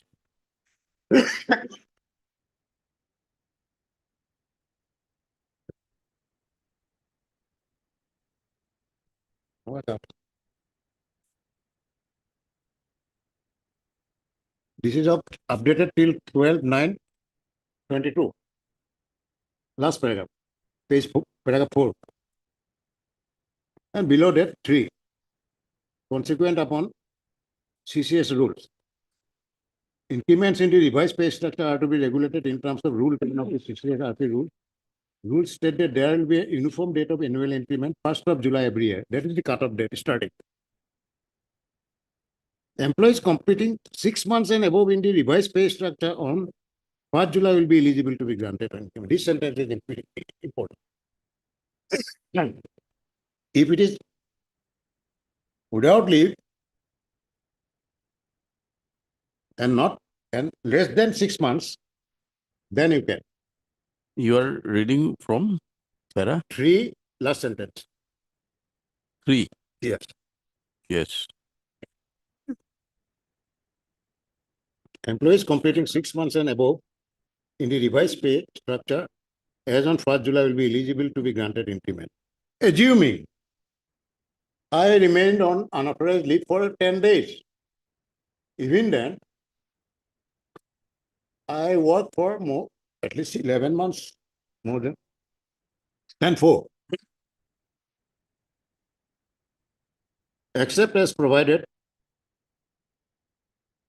under the conditions laid down in Departmental OM 1986. That is about, my lord, I can also show that. That could be there. It was a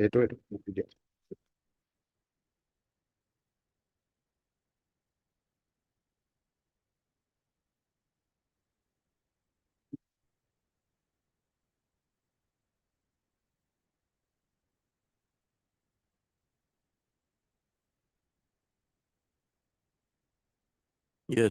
Since the within excluding clause, my lord, the sentence starts, except as provided under 86 guidelines. Therefore, 86 guidelines, let me. The second page, actually, it was eligible. I got it typed, my lord, lordship may read. 18 February 86. Yes.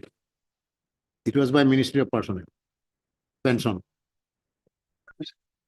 In accordance with rule, civil, so-and-so civil rules, CCS leave rule 72. Extraordinary leave can be granted to the government servant for persecution of studies defiant. Rule 21, roundabout middle of the CCS pension rule 72 and FR 26 provide that even EOI, extraordinary leave. You are reading from the OM. Yes, 86. 86. Old one. Yes. Let us see the 86. Paragraph serial 1. Yeah. Rule 21 middle, CCS rules and FR so-and-so provide that when EOL, extraordinary leave, is granted to a government servant due to his inability to join or rejoin duty on account of civil commotion or for that prosecuting higher technical, it is not written. Such period of leave cannot be treated as qualifying service for purpose of pension and for increment or for persecution of higher studies. This is not my case.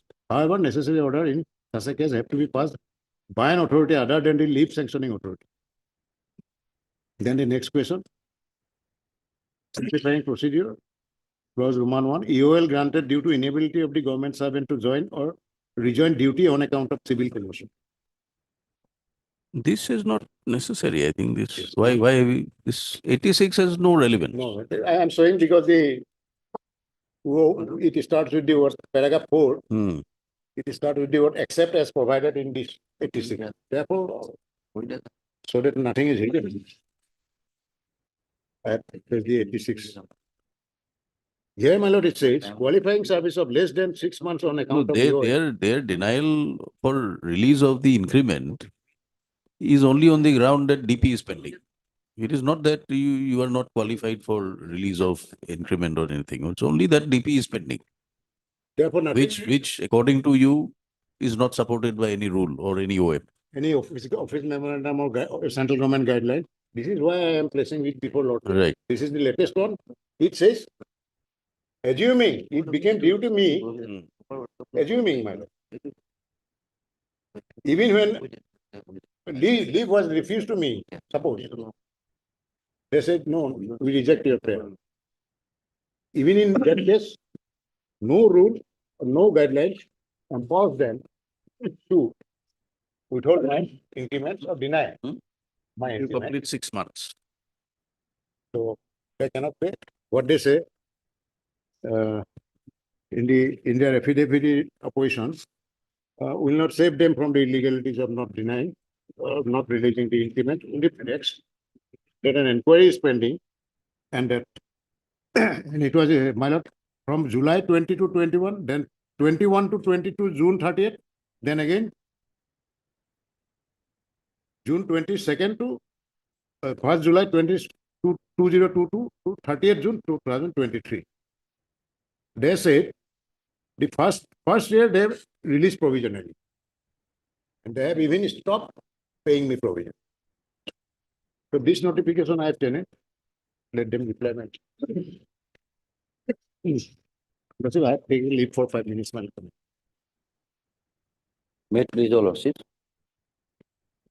See, I will argue on the matter, lordship, 41, lordship. It's in respect of disciplinary proceeding, lordship. Hmm. 2209-2021, lordship.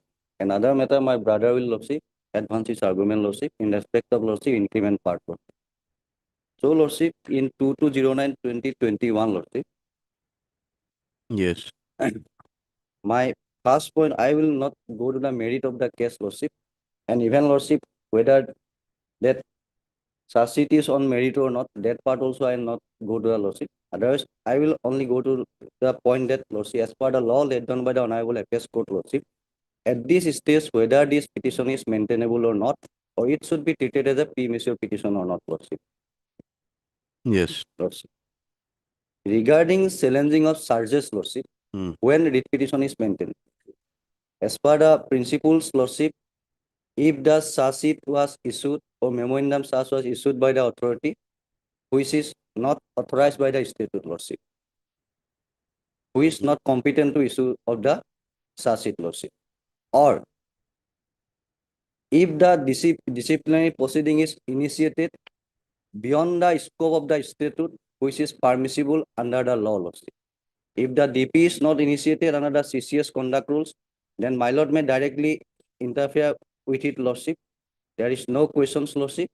Even, lordship, if the authority who is issued the charge sheet is not an authorized person to issue the charge sheet, then lordships can directly interfere with, lordship. Here in this case, lordship, the charge sheet was issued by the competent authority which is prescribed by the statute, lordship. It's a disciplinary authority which has issued the charge sheet, lordship. And this charge sheet was issued, lordship, the DP was started as per the law of CCS conduct rules, lordship. So the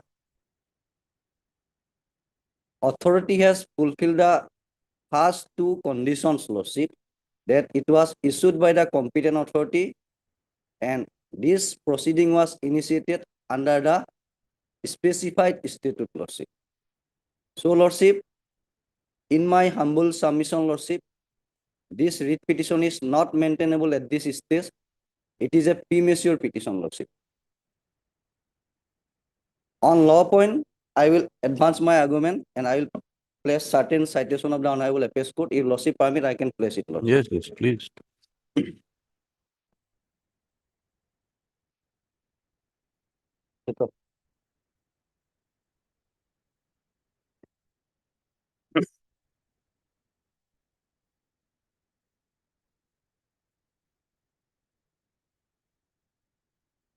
I will place three, four judgment, Lordship. Hmm. First, I am placing, Lordship, IR 2004 SC 1467, Lordship. Special Director and another appellant versus Mohammad Gulam Ghosh, Lordship. Here I am referring paragraph 5, Lordship. Hmm. The court in a large number of cases has deprecated the practice of high courts entertaining writ petitions questioning legality of the show cause notice, stalling inquiries as proposed, and retreading investigative process to find actual facts which the participation and in the presence of the parties. Unless the High Court is satisfied that the show cause notice was totally honest in Mr. the Gogoi, Lordship, his arguments are Lordship. not with regard to that. Lordship. We want your arguments in respect of vague allegations. You Lordship. have issued a show cause notice. Lordship. Prima facie, let us say, prima facie, if it is vague, Lordship. what is the delinquent employee supposed to do? Lordship, whether it is a vague or not, Lordship, Ah. that part, that if Lordship go to further this Right, paragraph, right. Lordship, then it will reflect that, Yes, Lordship. please. Otherwise, regarding that part, Lordship may kindly peruse the show cause notice. Then, Lordship, it will be. No, no, you take us to the judgment. We have gone through the show Lordship, show cause. cause notice. Unless the High Court is satisfied that the show cause notice was totally honest in the eye of law, for absolute want of jurisdiction of the authority to even investigate into facts, the writ petition should not be entertained for the mere asking, and as a matter of routine, and the writ petition should invariably be directed to respond to the show cause notice and take all stand highlighted in the writ petitions, whether the show cause notice was founded on any legal premises is a jurisdictional issue which can even be argued by the recipient of the notice, and such issue can be adjudicated by the authority issuing the very notice initially. Before aggrieved could approach the High Court further, when the court passes an interim order, it should be careful to see that the statutory functions especially constituted for the purpose are not denouted of powers and authority to initially decide the matter and ensure that ultimate relief which may or may not be finally granted in the writ petition is accorded to the writ petitioner even at the threshold by the interim protection granted. Lordship. You will perhaps take notice that this is with regard to FEMA inquiry. Lordship. And This Lordship, another- particular judgment Lordship. is with regard to FEMA Lordship. proceedings. Lordship. Inquiry show cause issued under FEMA.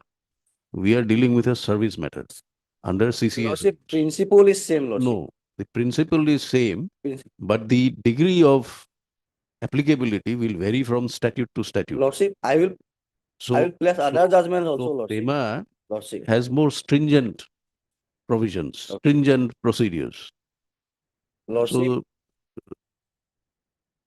if you can point out certain judgments in respect of service matters, CCS matters, Lordship. state matters, point out that. Lordship, I will place all the judgments, Lordship, which I have bring it, Lordship. Mhm. Otherwise, Lordship, So we are have just- we have to follow the principles of law later no, by the correct, Honorable correct, Appeals Court. But principles of Right. law is for what purpose? The What is the purpose of principle of purpose, law? Lordship, it says that, Lordship, in the regarding, Lordship, interference of the show cause notice, Lordship. Whether court can, Lordship, entertain it or not, Lordship. All right, Whether all it right, should all be right. treated as a premature or All not, right. Lordship. Lordship. Yes. And Any other other judgment, Lordship, I will place one by one, Lordship. Lordship may go for it.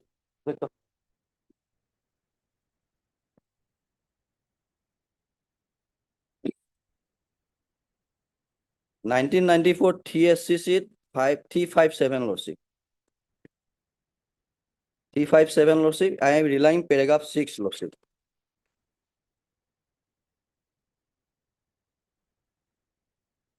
Paragraph 6. Sir?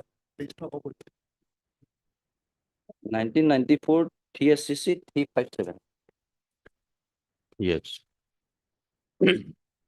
In the case of search frame in a disciplinary inquiry, the tribunal or court can interfere only if on the charges frame read with the imputation or particulars of charges, if any, no misconduct or other irregularities else can be said to have been made out, or charges frame are contrary to any law. At this stage, the tribunal has no jurisdiction to go into the correctness of truth of the charges. The tribunal cannot take over the function of the disciplinary authority. The truth or otherwise of the charges is a matter of the disciplinary authority to go into it. Indeed, even after the conclusion of the disciplinary proceeding, if the matter comes to the court or tribunal, they have no jurisdiction to look into the truth of the charges or into the correctness of the findings of the recorded by the disciplinary authority or the appellate authority as case may be. The function of the court or tribunal is one of the judicial review, the parameters of which are repeatedly laid down by the court. It would be sufficient to put a decision in so and so, so and so. Judicial review is not directed against the decision, but the confined to the decision-making process. Judicial review cannot be extended to the examination of the correctness and or reasonableness of a decision as a matter of fact. The purpose of judicial review is to ensure that the individual receives fair treatment and not to ensure that the authority, after according fair treatment, receives on a matter which it is authorized by law to decide a conclusion which is correct in the eyes of the court. Judicial review is not an appeal from a decision, but a review of the manner in which a decision is made. It will be erroneous to think that the court sits We in are, judgment. we are interrupting you Lordship, for only one reason. Lordship, We are not questioning even remotely the principles of judicial review. Lordship, Lordship, We are only asking you a very pointed question. Lordship, That in the facts of a given circumstance, in the given case, as has been contended by Lordship. the petitioners, Lordship, what is the law Lordship, in respect of judicial review Lordship, vis-a-vis allegations, Lordship. which prima facie Lordship, may appear to be vague? Lordship, The reason is you are making allegations against a person Lordship, for the purpose of conducting a proceeding, Lordship, that you are giving him an opportunity. Lordship, Now that person is required to respond. Lordship, Now, if the allegations are vague, Lordship, the response will be also vague Lordship, or may not be specific. Lordship, whether this allegation are vague or not, Lordship. So, Lordship, No. Lordship. We are not questioning whether these allegations are vague or not. Lordship, We are asking you if you are referring to any judgment Lordship, under those circumstances, Lordship. because general principles, there's no quarrel. I am only on the principles that my argument is limited. Okay. that this repetition We will come back to para 6, which you just read. This repetition is a premature one, Lordship. We'll come back to para 6 of the judgment, which you just read. Lordship, Lordship, You kindly read para 6 again. Lordship, Lordship. In the cases of charges is framed in a disciplinary inquiry, the tribunal or court can interfere only if on charges framed, read with imputation or particulars of charges, if any. No misconduct or other irregularity else can be said to have been made out, or charges framed are contrary No, to no, any law. We are not with the second part, Lordship, up to made out. Lordship, So there is a law where it says that if the court is satisfied, Lordship, it is open to interfere, Lordship, which is a part of the general principles. Lordship. And Right. that part also, Lordship, the made out Now, part also, whether it is a vague or not that part, is a subjective that part, Lordship, finding by the court. that part, Lordship, may kindly go further that line, Lordship. Hmm. At this stage, the tribunal has no jurisdiction to go into the correctness of the truth or charges. Absolutely. We are not into the Lordship, correctness. We are Lordship. into the specific allegations. Because Lordship, unless the allegation is specific Lordship, vis-a-vis a rule, Lordship. the person has to respond. In my submission is a specific allegation, All Lordship. right. We Otherwise, agree with Lordship that. may decide whether it's a specific or not, Lordship. We'll have to. Lordship, That is what we are asking you Lordship, about the law, Lordship. whether it That is specific or not specific. It's a specific, Lordship, in my submission, I will place it. Otherwise, Lordship, just I point out the law laid down by the Honorable Appeals Court regarding Yes, that yes. stage of search, Lordship.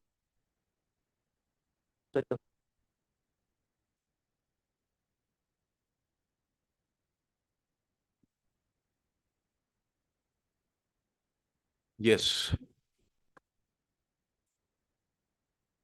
2010-13 SCC 311, Lordship. Paragraph 10, Lordship.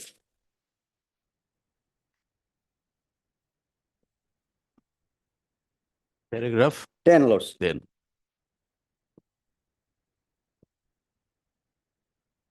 Yes. Though there appears to be some merit in the said contention of the first respondent, it is unnecessary to examine the correctness of this contention as a normally, as such it is not quas prior to the conducting of the inquiry, on the ground that the facts stated in the charge are erroneous. It is well settled that the correctness or truth of the charge is the function of the disciplinary authority. Therefore, we reject the contention that the charge ought to have been quashed without reserving the state to proceed in accordance with law, Lordship. This also does not answer the query. Lordship, We are not on truth or correctness, which Lordship. is subject to the evidence. Lordship. We are on the specifics of the allegations made. I am submitting, again, I repeated. We accept your Lordship. submissions that according to you, it is very specific. Specific, Lordship. Right. Just, We want to know, Lordship, in response to the arguments made, Lordship, assuming, Lordship, we have not come to a finding, Lordship, Lordship. assuming that it is found to be vague. Lordship. What is the power of the court? Lordship, then also court says that in the charge stage, Lordship. In the Where? charge stage, Lordship, honorable court says Where, that where? Which? regarding whether vague or not, it should be determined whether that charge is truth or not, Lordship. No, no, no. Lordship. Truth and vagueness are two Lordship. different things. My submission is only point that it's a premature, Lordship. Lordship may All note right, it. all right. Not further, I will argue. It's a premature. At this stage, this petition is not We cannot maintainable. compel you to argue. We are Lordship. only asking you Lordship. if you have an answer to that. Lordship. Now, I will then, Very Lordship, well. without further going to the other judgment, Lordship may kindly come to the charge sheet, Lordship. Right. Whether it is a vague or not, Lordship. No, that we are not questioning it is vague or not. Lordship. That we'll find out. We'll give Lordship. our judgments. We Lordship. are asking you, are you placing any law? Regarding That vague part, I part will not placing any law laid down by the court, as because in our stand is that it is a charge sheet, Lordship, as per the procedure laid down by the Lordship, CCS rules, Lordship. It is not a vague one, it is a very specific, Lordship. So, if it is a very specific, not a vague one, as per the procedure prescribed by the law, Lordship, and competent authority has issued the charge sheet, then writ petition is not maintainable at Very- this stage, Lordship. Very well. And Lordship, other judgment, Lordship, I am placing This is on maintainability. Lordship.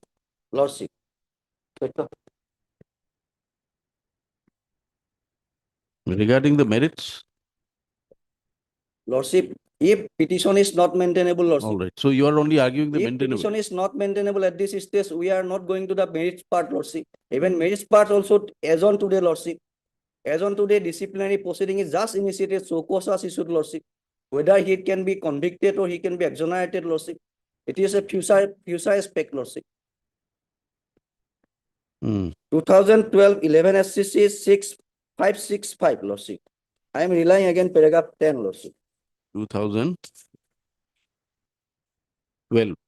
Lordship 11 SCC 565. Paragraph 10, Lordship. Okay. Ordinarily, a writ application does not lie against a charge sheet or show cause notice for the reasons that it does not give rise to any cause of action. It does not amount to an adverse order which affects the right of any party unless the same has been issued by a person having no jurisdiction or competence to do so. A writ lies when some right of a party is infringed. In fact, charge sheet does not infringe the right of a party. It is only when a final order imposing the punishment or otherwise adversely affecting a party's past, it may have a grievance and cause of action. Thus, a charge sheet or show cause notice in disciplinary proceedings should not ordinarily be quashed by the court, Lordship. Yes.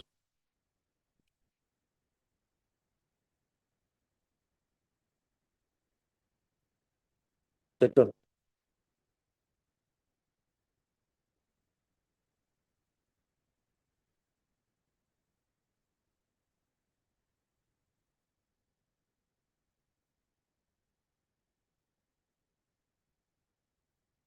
Yes.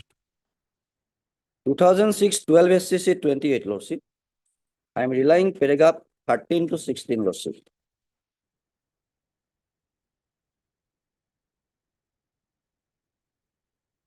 Thirteen to. There are 13 to 13 to 16, Lordship. 16. It Yes. is where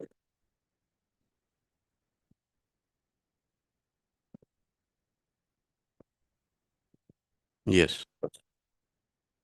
I will place it to Lordship. Please. Lordship. Please. 13. It is well settled by a series of decisions by this court that ordinarily no writ lies against a charge sheet or show cause notice held in so and so, so and so. 14. The reasons why ordinarily a writ petition should not be entertained against a mere show cause notice or charge sheet is that at this stage the writ petition may be held to be premature. A mere charge sheet or show cause notice does not give rise to any cause of action because it does not amount to an adverse order which affects the rights of any party unless the same has been issued by a person having no jurisdiction to do it. It's quite possible that after considering the reply of the show cause notice or after holding an inquiry, the authority concerned may drop the proceeding and or hold the charge are not established.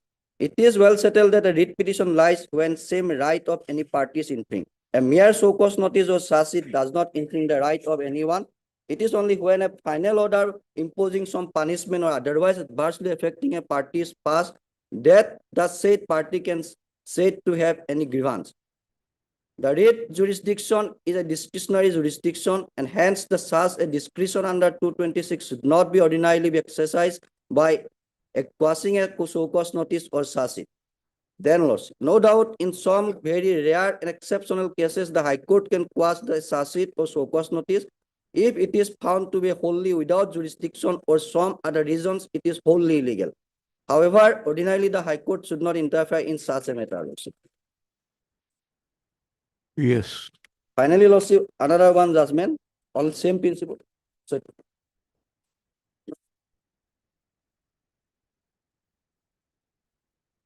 Air 1987, 943 Lordship.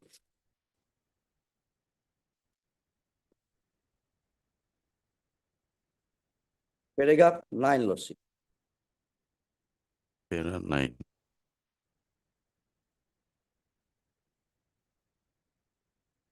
Yes.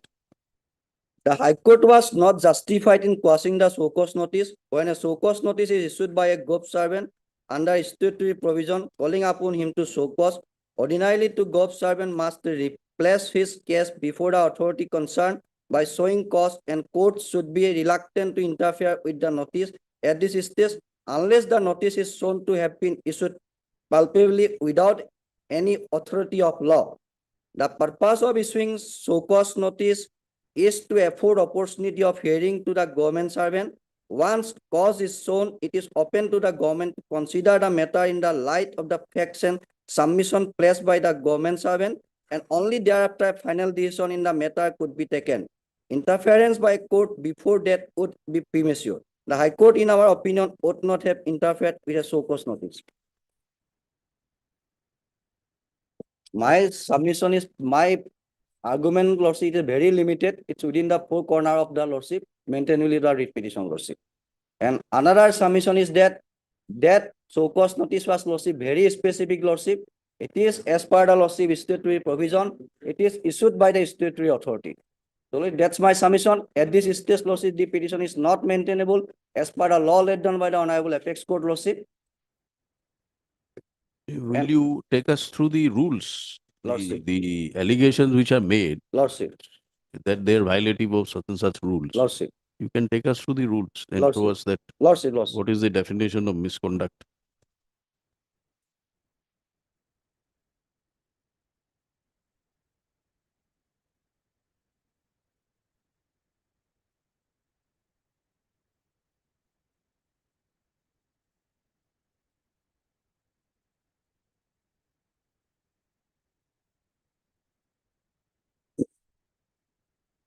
First of all, Lordship, it is issued under the Rule 14 of CCR rule, Lordship.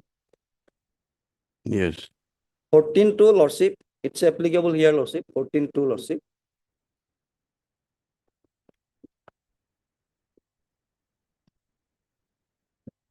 Yes. Lordship. 14.2. 14.2, Lordship. 14.2, Lordship. Yes. Yes.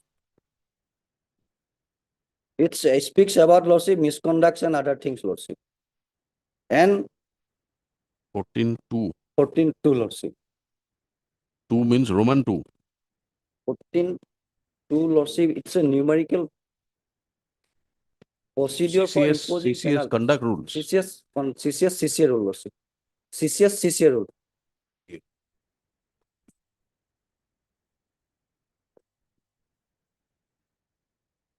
Even lordship taking the conduct rules, then 20 also lordship there.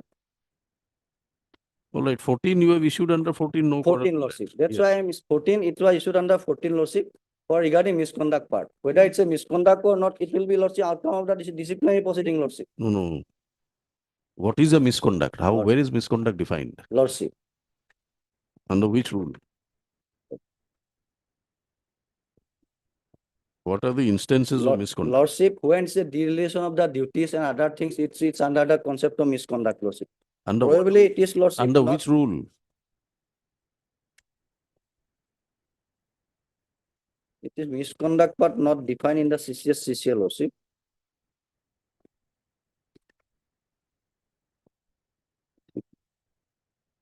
Very carefully. In the definition clause, it is not there, lordship. Uh, Definition clause, it is not there, lordship.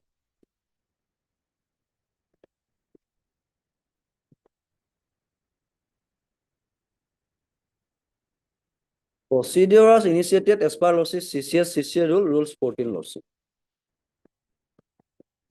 And lordship, another part is that the CCS conduct rules 20 lordship part is there, lordship. hmm. It is directly written to the ministry. As per the authority, it's amount to lordship violation of section 20 law, article, rule 20 lordship. Hmm. It's a specific search lordship. Whether that writing to the ministry directly or informing to the ministry is a violation of the rule 20 or not, it should be determined by the ultimate findings of the lordship disciplinary authority lordship. After lordship examining all the records and documents, after verifying the reply, after taking the witnesses, other things, that will be the final outcome of the disciplinary authority. Disciplinary authority may hold that she may violate the conduct rule 20 also. She may not hold that she violate the 20 also, lordship. At Yes, this stage, okay. lordship, we cannot presume lordship. It's a premature one. This is my submission. And other part, my brother will advance regarding increment part. Oblige, your lordship.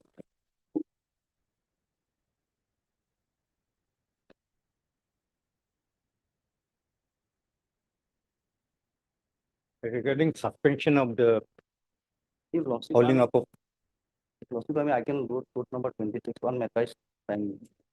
Oblige. this incident happened during the period of COVID-19, my lord. And my issue is You that are arguing on the stoppage of increment. increment. Oh. The how, why we have That you have explained. upheld the You have explained in your in that Yes, sir. particular document. documents, my lord. My lord, Is there any provision you'd like to refer to the rules or provision that you have that the provision permits you to withhold yes, increment? it is uh, the absent period of the petitioner is willful or not. That is subject to the departmental proceeding. Department proceeding. But the petitioner is otherwise entitled Huh. to increments. My lord, it is calculated on the pay matrix, my lord. Pay matrix. No, no. What is the increment to be paid is a different issue, but eligibility of the petitioner is not in dispute. My lord, it is calculated. It is now without coming to the conclusion. Is there any that provision which permits you to withhold? provision, my lord? Here, my lord, I as per 174, my lord, Oh, admitted. 174 My of? affidavit, my lord, 174.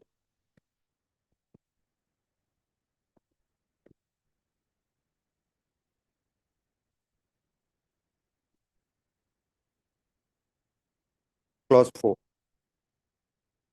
With regard to increment, it is the 174. issued by the Ministry of Personal Public Grievances and Pension Yes. Department. And clause 4.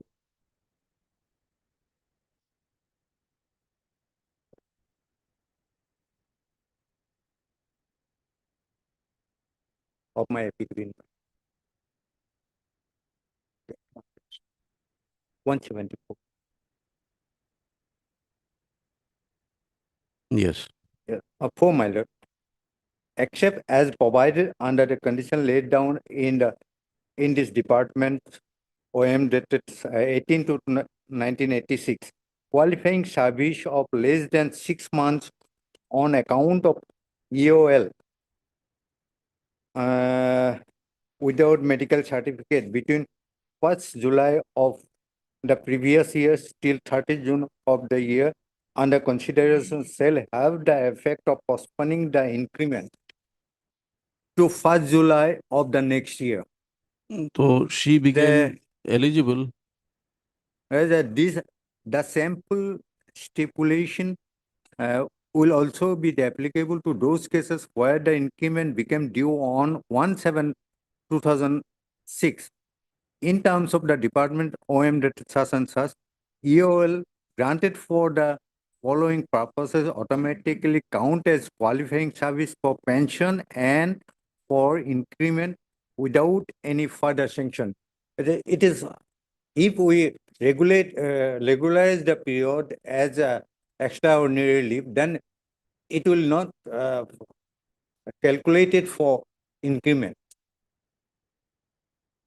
No, that is not what the rule OM says. And how calculation is made, my lord?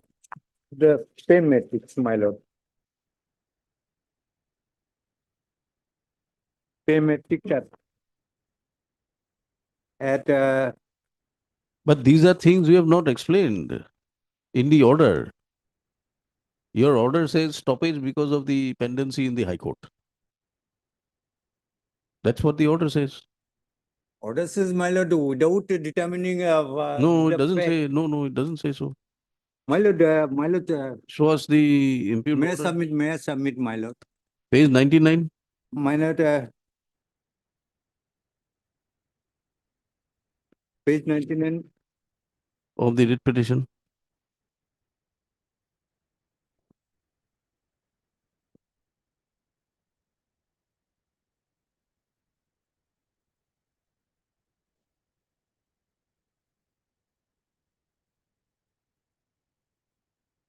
I'm directed to inform you that annual increment is not granted as disciplinary proceedings are in process. And currently the matter is under Guwahati High Court, Honorable Guwahati High Court. Because, my lord, the without proceedings are held up due to the stay order in that first. But in your order, you have not said that it has to be calculated, it cannot be calculated. Nothing is there. You are now bringing my lord, this on the basis of your affidavit. My lord, it is not explained so, but it is depend upon the whether it will proceed the Honorable High Court issued the first writ petition. Okay. My lord, how can we Very well, calculate very it? One, my lord. Any further My submission? lord, one, my lord. What is our problem, my lord? In pay matrix. Pay matrix, he is drawing now 72,000 grade pay, 72,200 to 72,100, my lord. The increment is calculated vertically, my lord. Then that come to 74,300. And thereafter, vertically, that will come. If we cannot calculate it, first one, how can I calculate the subsequent? It is the problem, man. I'm not saying that the subsequent he is not entitled for subsequent stage, but the issue of before determining the issue whether her absent was willful or not, it is determined.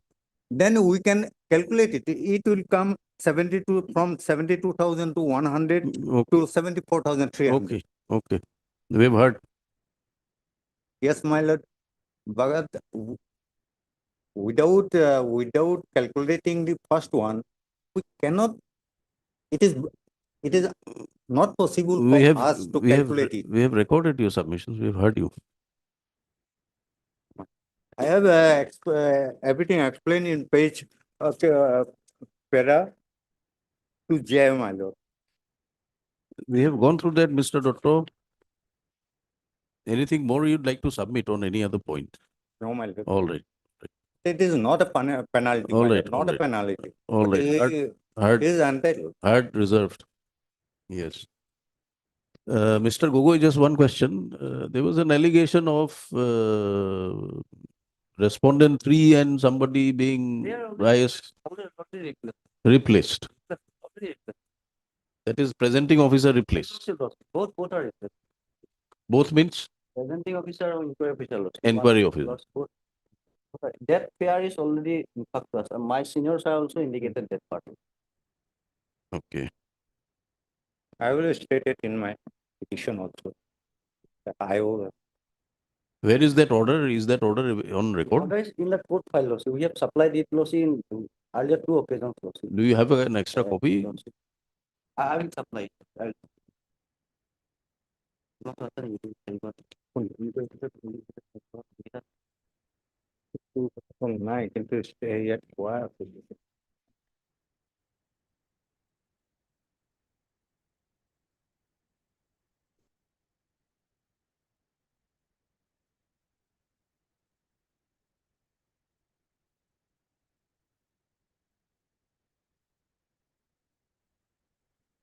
My lord, I have explained it at para 12 in this regard, my lord.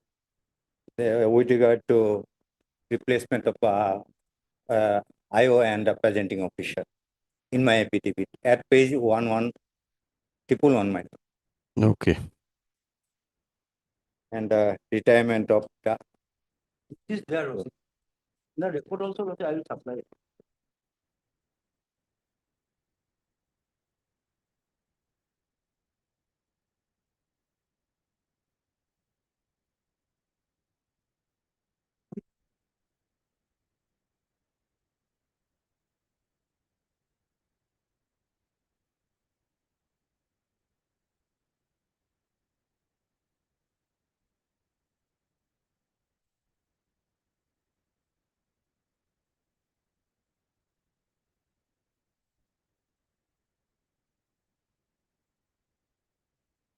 Okay.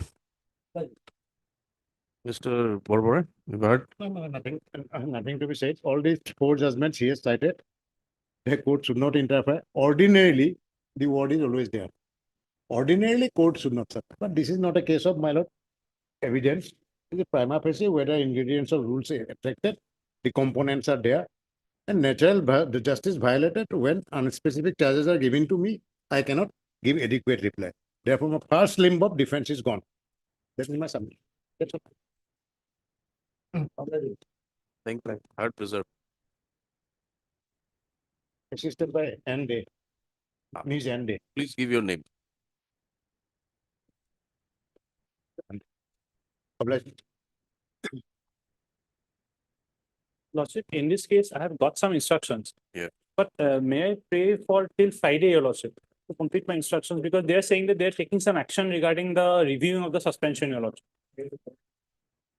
Important to provide. 40. Yes. Lordship, on the Some last instructions are awaited. short date, Your Lordship.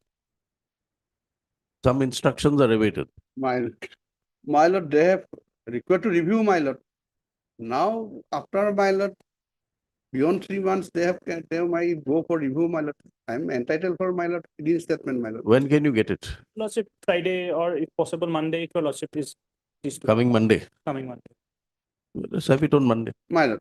At the request of Mr. C. S. C. Hazarika.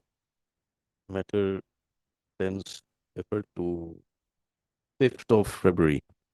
As it is submitted that instructions with regard to the status of the suspension, extension of suspension of the petitioner is likely to be available during the course of the week. Mr. M. Soronia, Learned Counsel, appears for the writ petition. Oblige, Your Lordship. My lord. My Lord, I'm extremely sorry, my Lord. Item number 39, I have missed out, my Lord. Can be helped. Wait. My Lord. May I please, Your Lordship? Yes, yes. May I please, Your Lordship? They are supposed to file the affidavit, Lordship, but not filed the. Lordship, here I have received instruction, Lordship.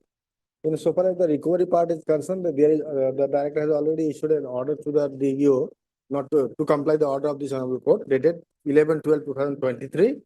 And in so far as the provisional pension is concerned, Lordship, the bill has already been forwarded to the Treasury, Sonitpur.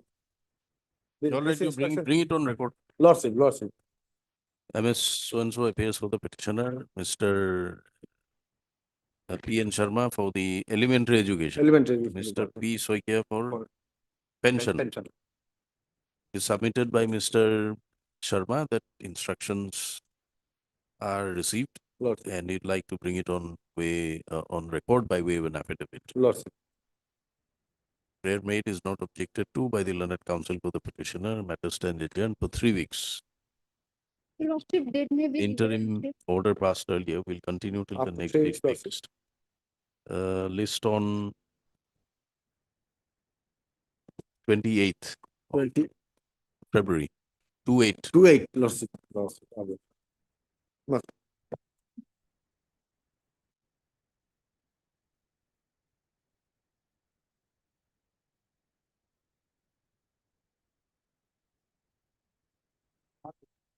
May I please, Your Lordship? Lordship, may kindly have a look the last order of this honorable court.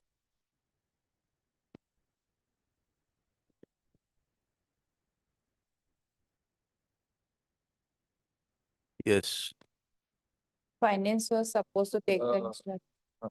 Lordship, as per my instructions, Lordship, that this proposal, finance has already given us action on 16th of December, Lordship.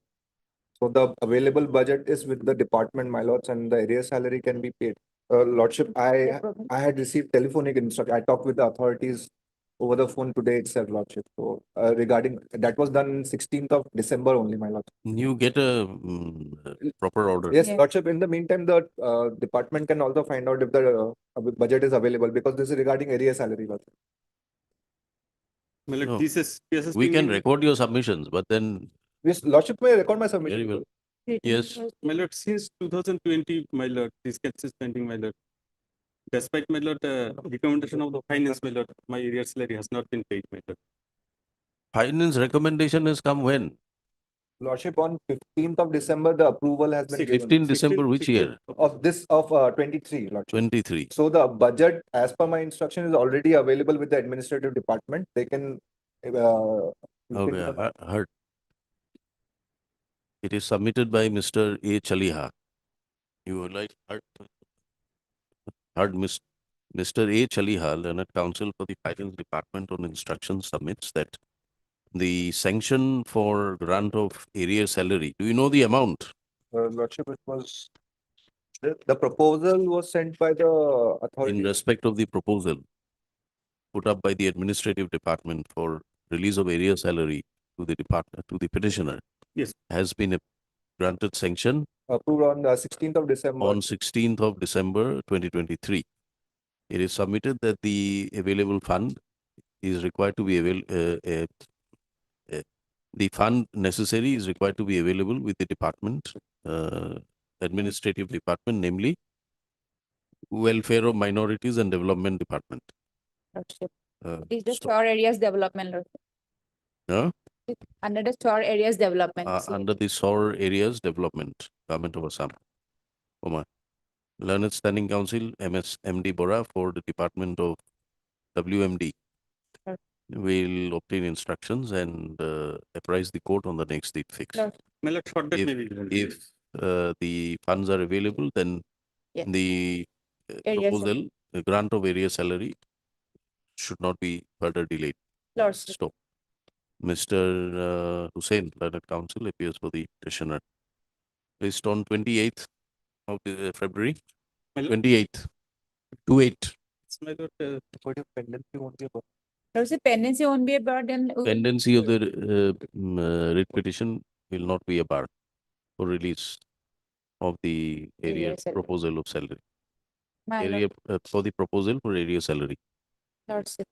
28, we are having it on 28 February. In between, we have paid, we will pay If. if that is available. Obliged. Deeply obliged, madam.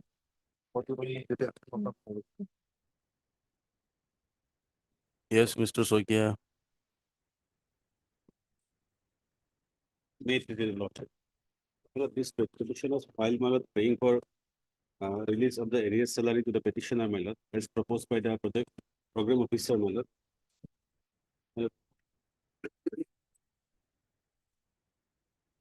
Yes.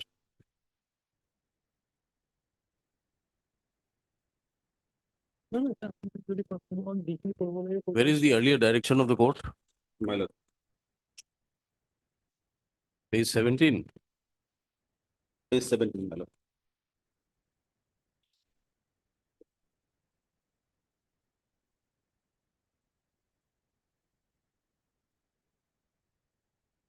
Proposal was sent by the program officer for regulation of service of the petitioner.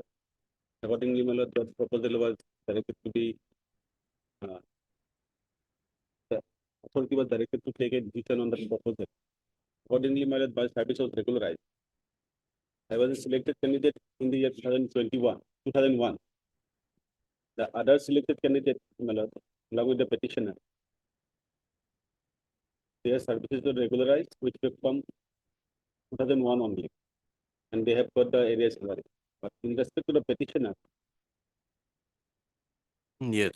they have not given any, my lord, date of effect in the regularization order, for which, my lord, her area salary was not paid. The program officer, my lord, are considering all these aspects, my lord, send the proposal to the authority for release of the, my lord, outstanding dues.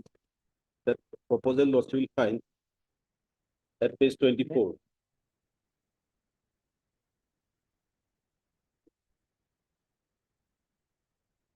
Yes. Page 24, my lord, this is the detail of the, my lord, area salary statement, my lord. Hmm. And thereafter, my lord, another proposal was sent by the CDPO at page 48. Hmm. 40? 48, my lord. Yes. Here it has been mentioned that the other two persons, my lord, whose services were also subsequently regularized, they were given the, my lord, requisite. Now, if you come to the last paragraph of page 48. My lord. So I would like to submit here with the proposal for area salary budget for rupees so and so, only in respect of Imonic Kakoti LDA cum typist as per format 1, format 2, which necessary counter signature from concerned treasury officer in for favor of your kind seat.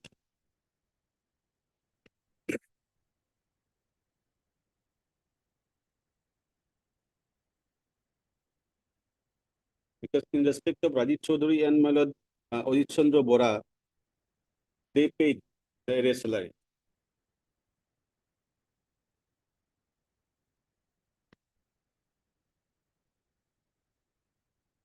They were selected by the same selection. So this last para contains three amounts, or is it one amount?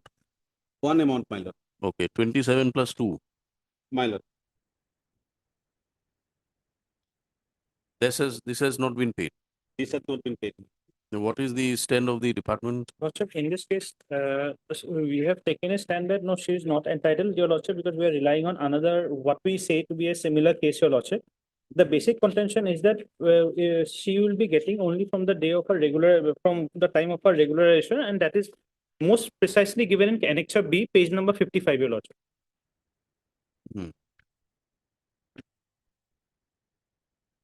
I am directed to, with reference to a letter on the subject above, I am directed to inform you that as per the view of Judicial Department, it's a settled law that a person cannot be allowed to draw the benefits of a post, the duties of which he has not discharged. Srimati Subarnalata Das, this was another person, was appointed based on the order of Honorable Court. Therefore, as per view of Judicial Department, the question of granting her seniority since before her appointment and giving her other benefits of service does not arise.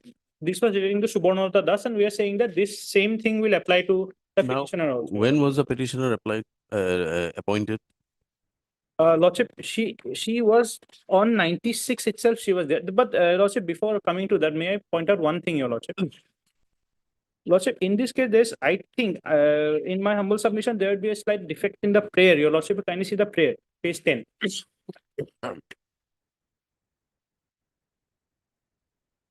Yes.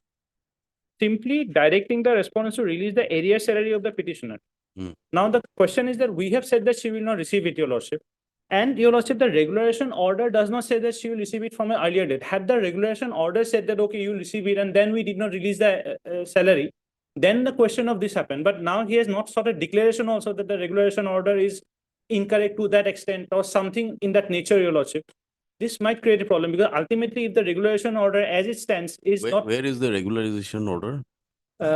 Your Lordship, This this is in 19, Your Lordship. 19.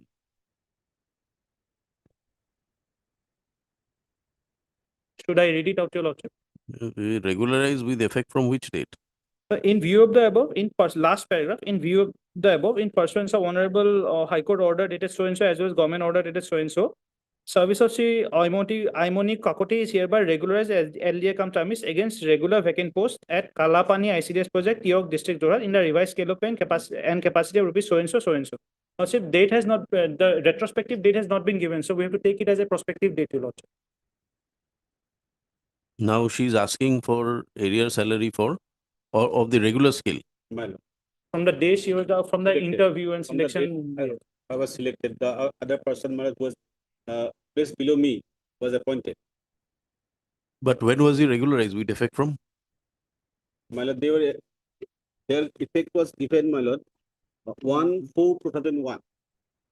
No, In their about- case, in their case. In their case, In your cases, it was not done. not that. Then you'll have to challenge this also. Right. Your claim for the post will run from the date you are regularized. Yes.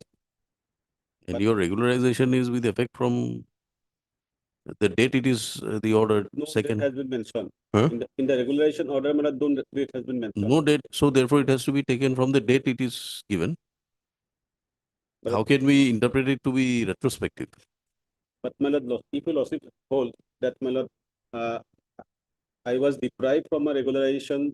We can hold provided you challenge it. You have not challenged it.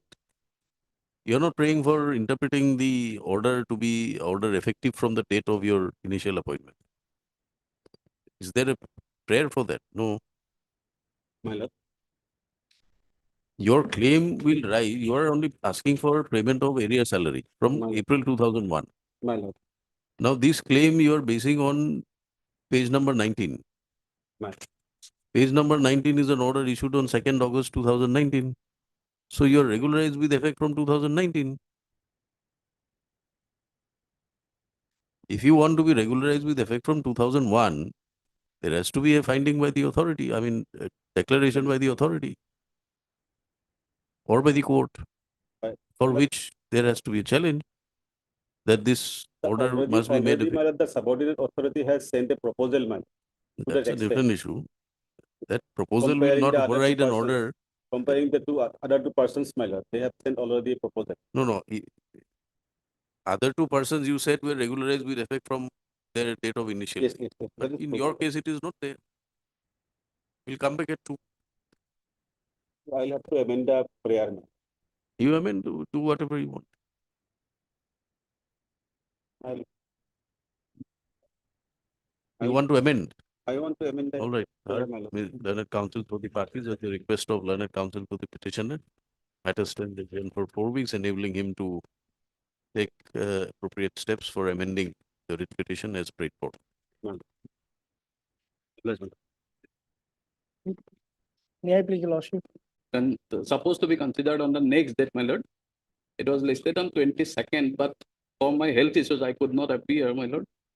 So today I may be allowed to press, my lord.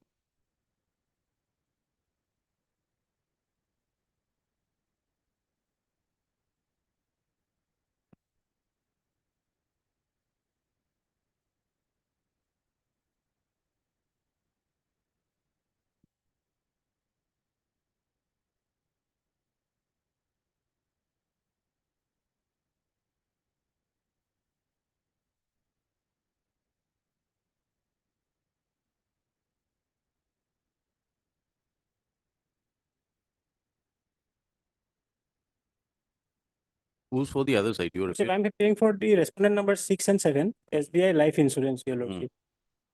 Yes. I have not received a copy of the writ petition, Your Lordship. That is the problem. We'll serve it. Naturally, because you have appeared upon notice. Lordship. Serve a copy then. I'll serve, my lord. I'll serve. Before that, my lord, No, but we'll have to hear him now that he has appeared. my lord, So serve a copy, we'll list it next week. My lord. Heard, done at councils for the parties. As per Office Note 19/1/2024, service on respondents 6 and 7 is deemed to be complete as AD cards or unserved notices have not been received back. Stop to them when the matter is called up. Mr. A. Purna appears, represents respondent 6 and 7. He, however, submits that a copy of the writ petition is not available with the respondents. Mr. C. S. Hazorika appears for, you are not appearing for pension. What's it called, the pension? You are appearing Lordship, for 1, 2, and 3. for 1, 2, and 3.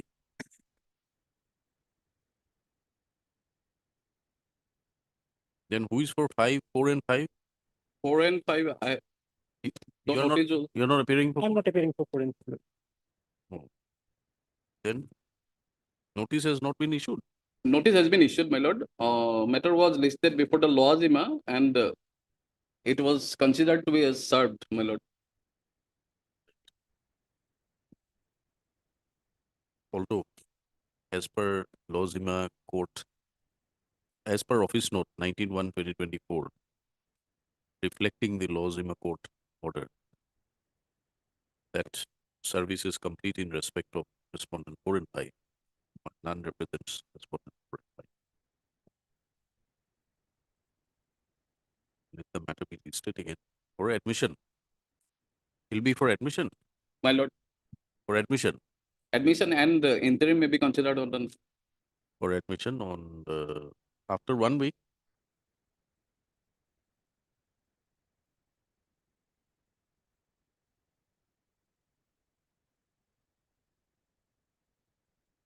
On 12. My lord, any other date except 12, my lord. I'm sorry, my lord. Any, 16th. much obliged. 16th. Prayer for interim will be considered. Obliged. Highly obliged. my lord.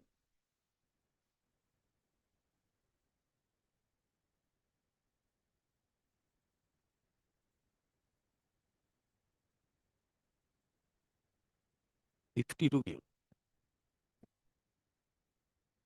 Huh? John?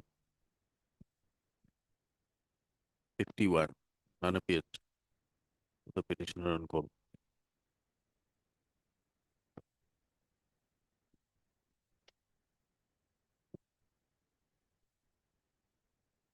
Lordship. Hmm. Lordship, Mr. Dinath is on legs, court number. Which 26. matter? Lordship. 51. 51. No, none appears for the petitioner. What is your name? Lordship, HR does HR Das. on Appears- behalf of Dinath. appears on behalf of Mr. Dinath. Yes. Obliged. Yes, Mr. Kotogi. This matter relating to pension, my lord. Hmm. This petitioner, my lord, what has happened in this case? Your lordship, there was a direction of the honorable court, Justice Bhuya, my lord, on 3/4/2013, page 22, my lord. Hmm. Because he was, this petitioner was a treasury officer of Nagaon Treasury. Hmm. So while FR 56B, he was compulsory retired from service on, as far back on 11th of April 1994. And thereafter, he was given a provisional pension on 31st May 1995. my lord. So we have prayed for, since there was a, the rule, pension rules, there is a specific provision for withholding of pension, that is Rule 21. If there is a criminal case is pending against them. Ultimately, this honorable court, my lord, has held, my lord, that rule is not, rule 21 is not applicable for what the present petitioner is concerned. And taking note of the start sheets and the date of occurrence, my lord, it was beyond the 4 years. 4 years limitation period was there. There you will also at page 30, paragraph 23. And 24 is the order, my lord. It directs you to prepare the pension paper, the petitioner for payment of regular pension and the pension, submit the same to the office within a period of 2 months to ensure. Now, what is now the question is, my lord, that before he was before compulsory retirement service, he was placed under suspension. That suspension period was not regularized. As a result, pension was fixed at the on the period on the substantial allowance period. Substantial allowance. What was the result of the proceedings? The proceeding was not taken up. Ultimately, he was compulsory retirement service. During suspension, he retired. During suspension, he compulsory retirement order was passed. So compulsory retirement pursuant to the proceeding. Not proceeding. 56B matter. That is a fundamental right. They have the power if the Proceedings were never completed. Not given finally. That is in the order itself. In the judgment itself, it has been reflected, my lord. That is paragraph page 24, paragraph 5, my lord. Paragraph 5, my lord.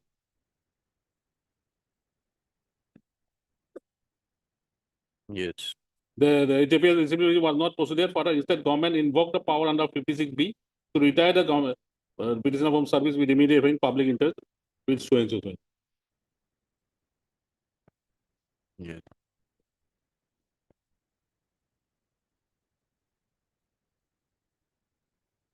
Now the pension has been fixed on the basis of the provisional pension that last 10 months when he was placed under suspension, that pay was taken into consideration. That period was not regularized. As a result, a nominal amount has been fixed, that is rupees 5,000. What is this? Para 5. Para 5. He was paid 3 months gross salary. Yes, my So lord. that That is is 56B, my lord. That is the regular salary. 56B regular salary. Regular salary. So you want your pension to be. I want that my suspension period to be regularized and accordingly the pension should be fixed. That's right. What does the respondent say? Respondents, my lord, the affidavit in opposition has been filed by respondent number 1, the finance department, my lord.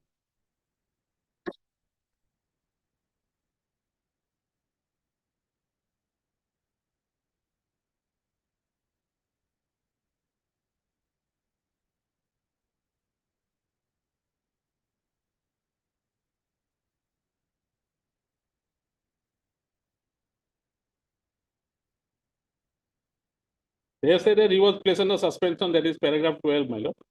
That on 1993, and during the suspension period, he was made to compulsory retire, that is on 11/4/94, my lord. But that period was not regularized. That part that they are silent. My. They are saying the CBI case is pending, that is all.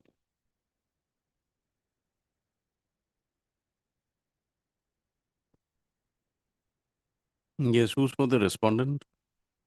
Finance department is their main respondent in this case. No government? Stanford accountant. Finance department, government advocate, Maro. Anything to submit? Lordship, in this case, Lordship, he was suspended in the year 1994, Lordship, and his suspension was also yet to regularize, Lordship. And moreover, Lordship, they have not forwarded the pension proposal till date, Lordship.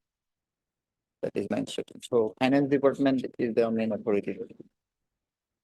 You are employed under the finance. Treasury officer, finance. Finance department. Finance department.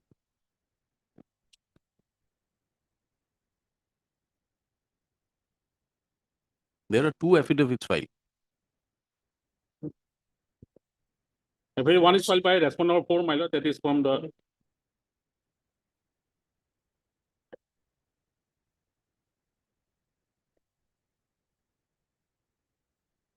Deputy Commissioner Sagar, my lord, that regarding Release of pension, my lord, that there is a formal respondent, my lord.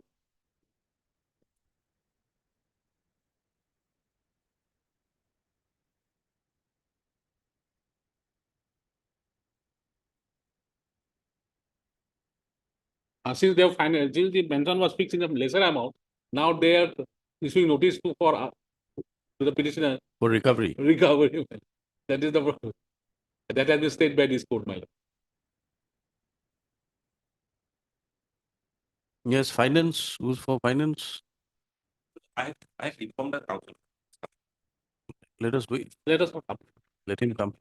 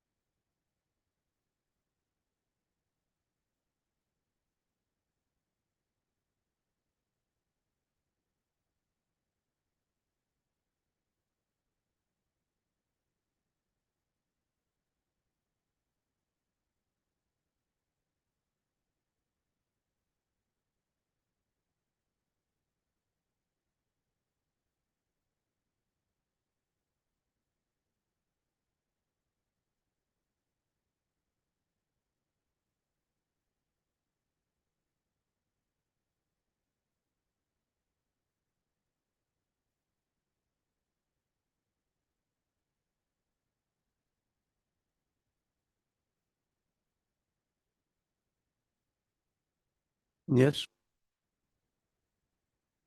File my affidavit in opposition, my lord, as Ah. per direction of this honorable court.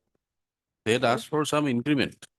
Yes, my lord. In 2018, I have annexed in the affidavit in opposition, my lord. Has it been And- granted? No. Yes, my lord. Has it been granted in the meantime? Yes, my lord. In 2020 also. Yes, my lord. The increment has been granted? Yes. We have it.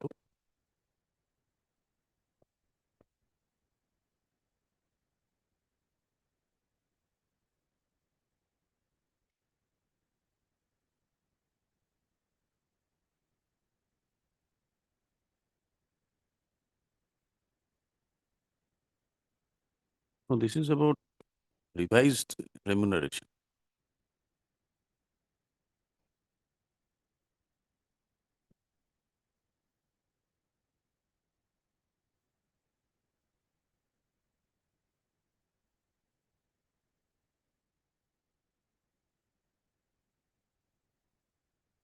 They're about grant of increments.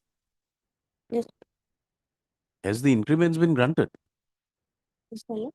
Increments.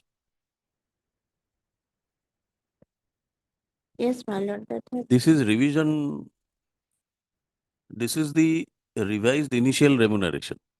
They are asking for increments. You get your instructions and see. Yes. None appears for the petitioner. Ms. MSA Bora appears for the respondents. Matter stands adjourned.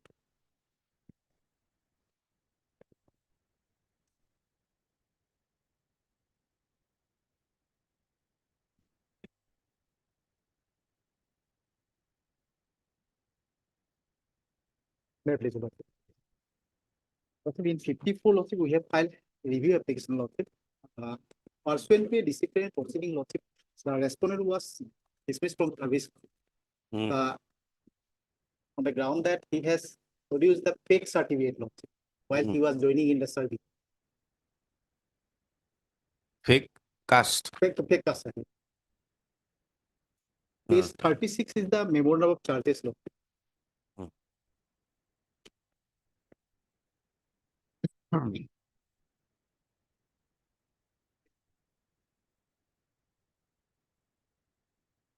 Let's take a look.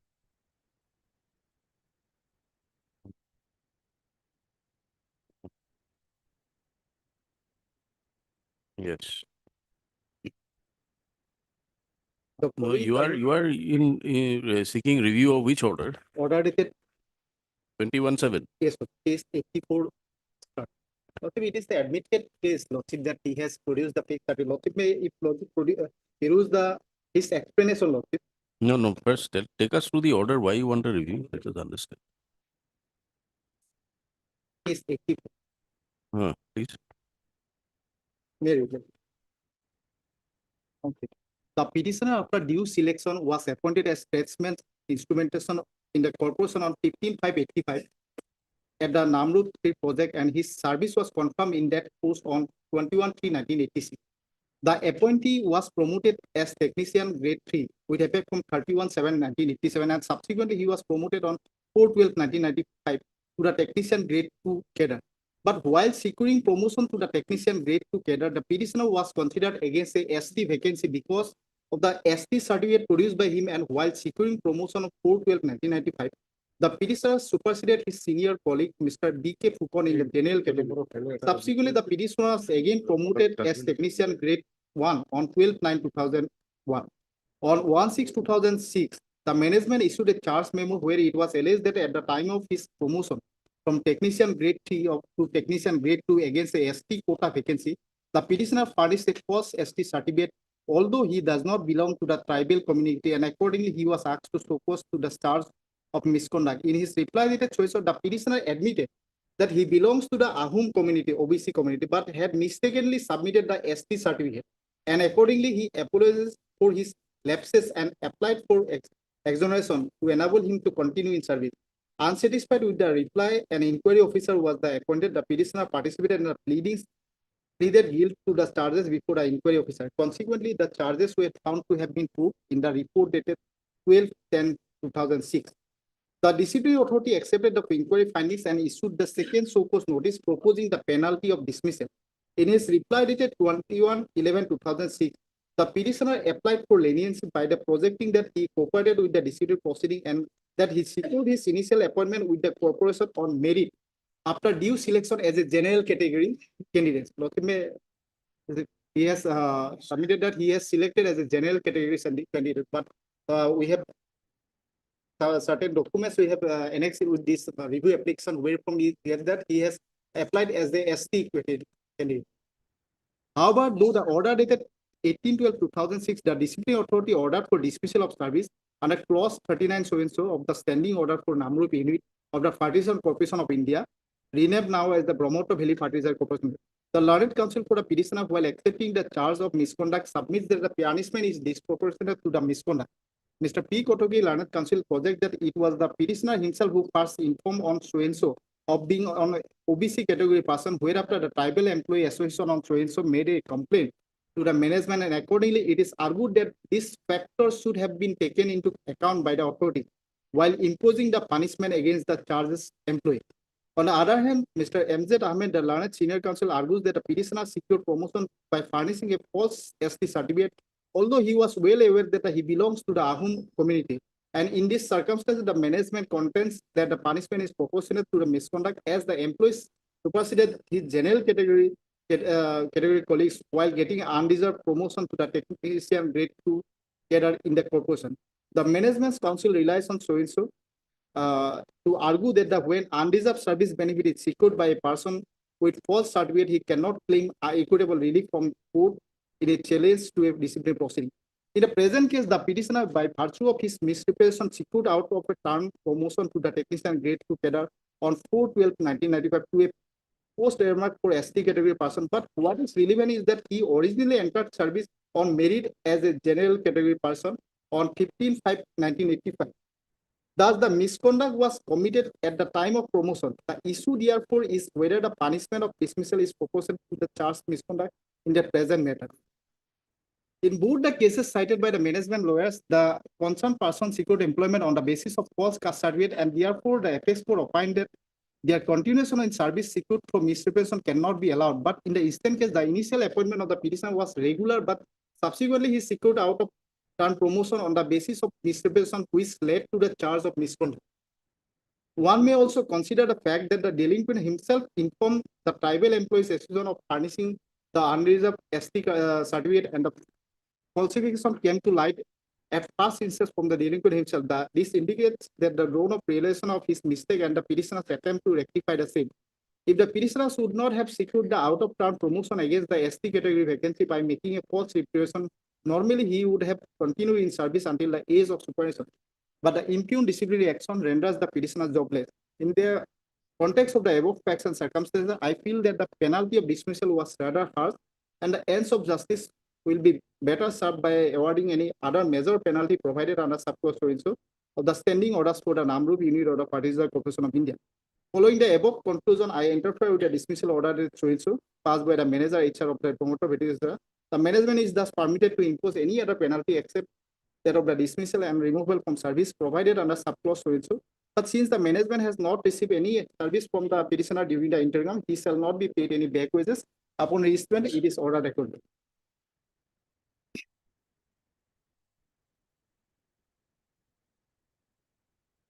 So it was interfered with. Yes, no. And what happened after that? Thereafter, what happened, Lordship, we have filed this review application.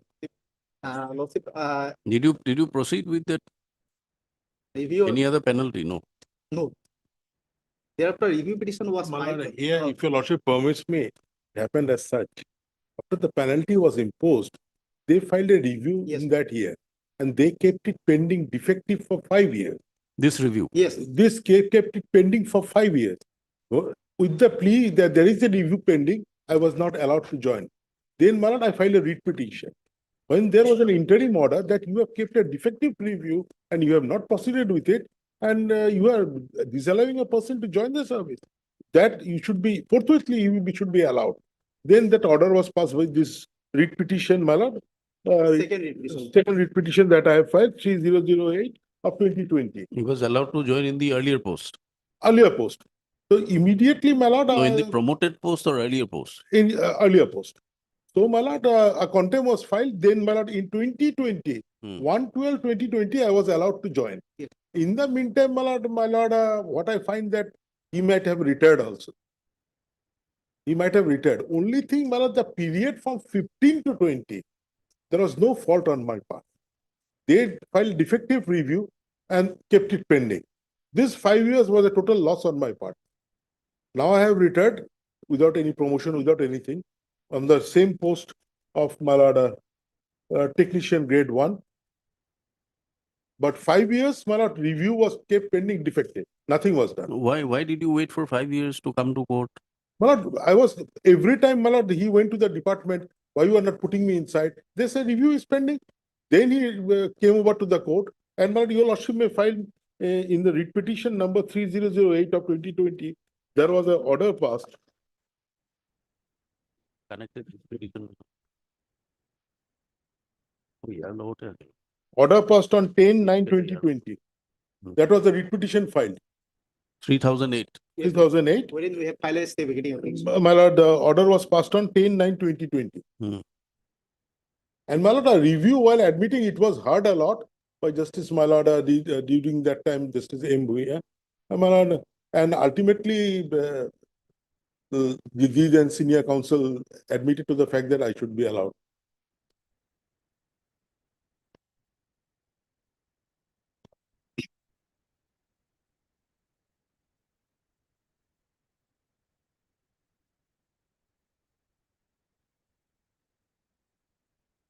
And in that interim order, I was virtually on a contempt filed, contempt 496 of 2020, I was allowed to join. Now I have got the information that I have retired. But you'll have to explain why the delay was not. My lord? The delay of 5 years. Was only for defective filing on their part. No. My lord. But you cannot say that you kept on approaching the authorities. My lord. You'll have to take remedial steps. My lord, because they themselves have stated the review was pending. It was all the time, it was their information, review was pending before the Honorable High Court. And it was a defective review. Right. So, who's placed these judgments here? My lord? Somebody is placed. No, I played some judgment and We have also, because senior counsel. initially he was appointed as a workman lordship. Lordship knows that since he was appointed as a workman lordship, therefore we have taken the plea of the alternative remedy, Lordship, because. Those things in a review application, my lord, is not an error apparent on the face of it. But subsequent documents which shows that his initial appointment is as a ST candidate. That was suppressed by the petition. If it was ST Yes, candidate, promotion should have been given. Because Lordship has already perused the order wherein this honorable. No, court where is the error in the order? Lordship, paragraph 7, Lordship. Hmm. Page 86. Hmm. In the present case, the petitioner, by virtue of his misrepresentation, secured out of turn promotion to the technician grade 2 cadre on 4/12/1995 to a post earmarked for ST category person. But what is relevant is that he originally entered service on merit as a general category person on so. Thus, the misconduct was committed at the time of promotion. The issue therefore is whether the punishment is dismissal is proportionate to the charged misconduct in the present matter. Lordship, may also peruse the honorable court has observed that he has himself informed the management. But when he has submitted his reply to against the proposed punishment, case 83. Initially, he has admitted his Lordship is perused his reply, wherein he has also already admitted his guilt, and this honorable court has also held that he has admitted the fact. In paragraph page 80 also, 83. Yes. With due respect and honor, I, the undernamed, do hereby lay down the following few lines against the punishment being imposed upon me for your kind consideration. That after going through the entire findings of the inquiry officer, it reveals that I had nothing to conceal and I fully cooperated with the agency and the department with hope and assurance that the matter may be looked leniently, but I was surprised that the findings and the punishment is too harsh. I am also surprised that some documents were tempered and discrimination drawn against the employee charged with similar offense. I am quite innocent and have been punished for an offense not committed by me. During the time of issuing the caste certificate, an agitation was going on for the inclusion of Ahom community as ST, and the issuing authority had rightly issued the certificate which is genuine. The person who had the custody of this certificate is responsible and the name of such person is known to the department, but no action has been taken against him. Now, sir, my appointment was solely based through employment exchange and I was selected as a general candidate. Can you come to page 88A? This application for employment. 88A. Yes. Huh. 8 number law. Your religion, are you a member of scheduled caste type? Answer yes or no. ST. Oh, sorry. No, where is the appointment order? Lordship. Case, thereafter, Lordship, case 90.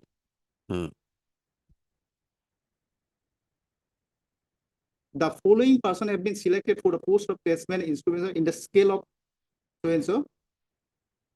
Two person ST candidate was selected, Lordship. And the bottom, Netramani Borua is general.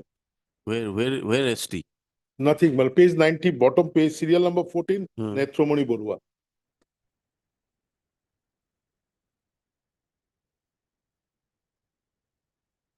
Yeah, Netramani Borua is there. Netramani Borua, bottom one. Serial number 14. He was appointed as general candidate. There's no mark. No, in your appointment order, you have to reflect how many general, how many ST. ST2 candidate. Where? Initially 2 candidates. They are recruited as a additional recruitment. Additional recruitment. No, ST, you find that serial number 4, serial number 9. My lord. And 14. SC is serial number 7. 17. And in my case, general. All the documents, Lordship, page 92 also.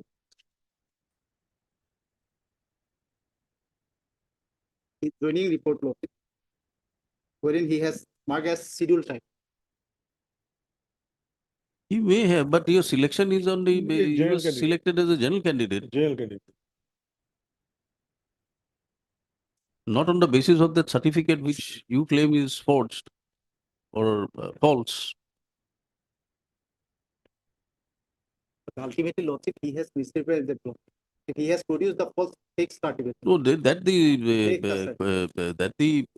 coordinate bench has accepted that, but has altered the punishment, giving you liberty.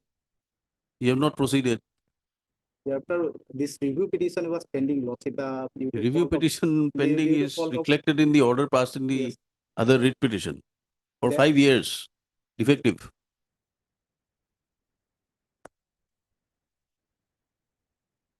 We may take instruction regarding whether he is retired or not. Fine, It's a matter instruction of goes. All right, then we dispose of the review at least. Lordship, right? fix the matter on 1st of February. Review. All the matters. What all the matters? Review. Both the matters, Lordship, may come on. 1st of February. But But this let man it is be- already retired. He is waiting for his pension. You have to fix it up. Lordship, may fix the part. Part heard, no part heards. What is there to be heard in part? We have already heard you. We want to close the I want to produce some judgment. judgments. All right. Heard learned counsel for parties after hearing at some length, learned counsel for the review petitioner submits that you'd like to rely on some judgments. Therefore, prays for accommodation for the day. Let the matters be listed as in the regular part 2 hearing, regular hearing list, beginning from the month of February. Mr. P.K. Roy Chaudhary appears for the respondent and petitioner in WPC 3008. Yes? Obvious.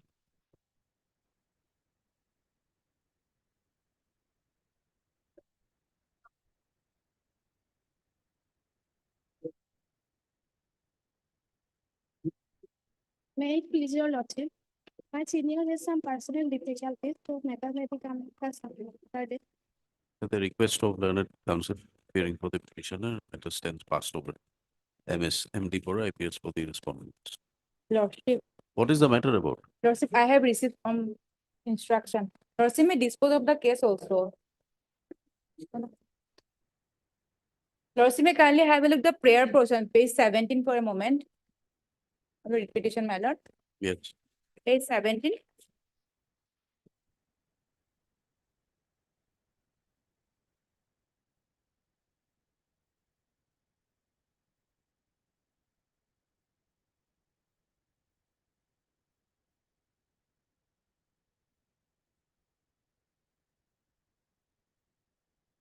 Lordship had got it, page 17, my lord. May I read, my lord? Mandamus shall not be issued to direct the respondent to pay arrears salary of the petitioner with effect from 1/7/2013 to 31/1/2015, and to then there's the pensionary benefit, etc. The lordship may kindly have a look the yellow flag, that instruction that I have just now submitted, my lord. Yes.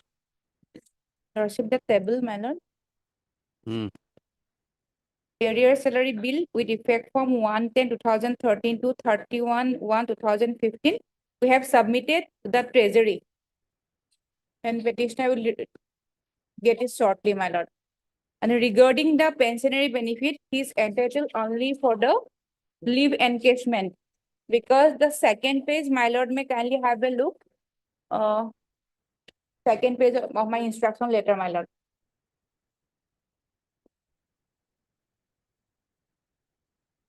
Yes. Second page, lordship, the last paragraph, my lord.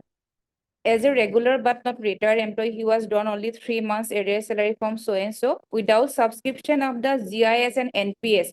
So his GIS and NPS amount is nil, because in our affidavit we have stated he is entitled for the NPS, new pensionary benefit, but he has not contributed in the NPS. So he is not entitled, my lord. New different. Yes, she is mentioned on behalf of the senior. Lordship, You take it back and give it to us on the next date fix. my lord. The request of learned counsel for the petitioner, arguing counsel, Mr. Sheikh is not available for court today. Prays for an adjournment.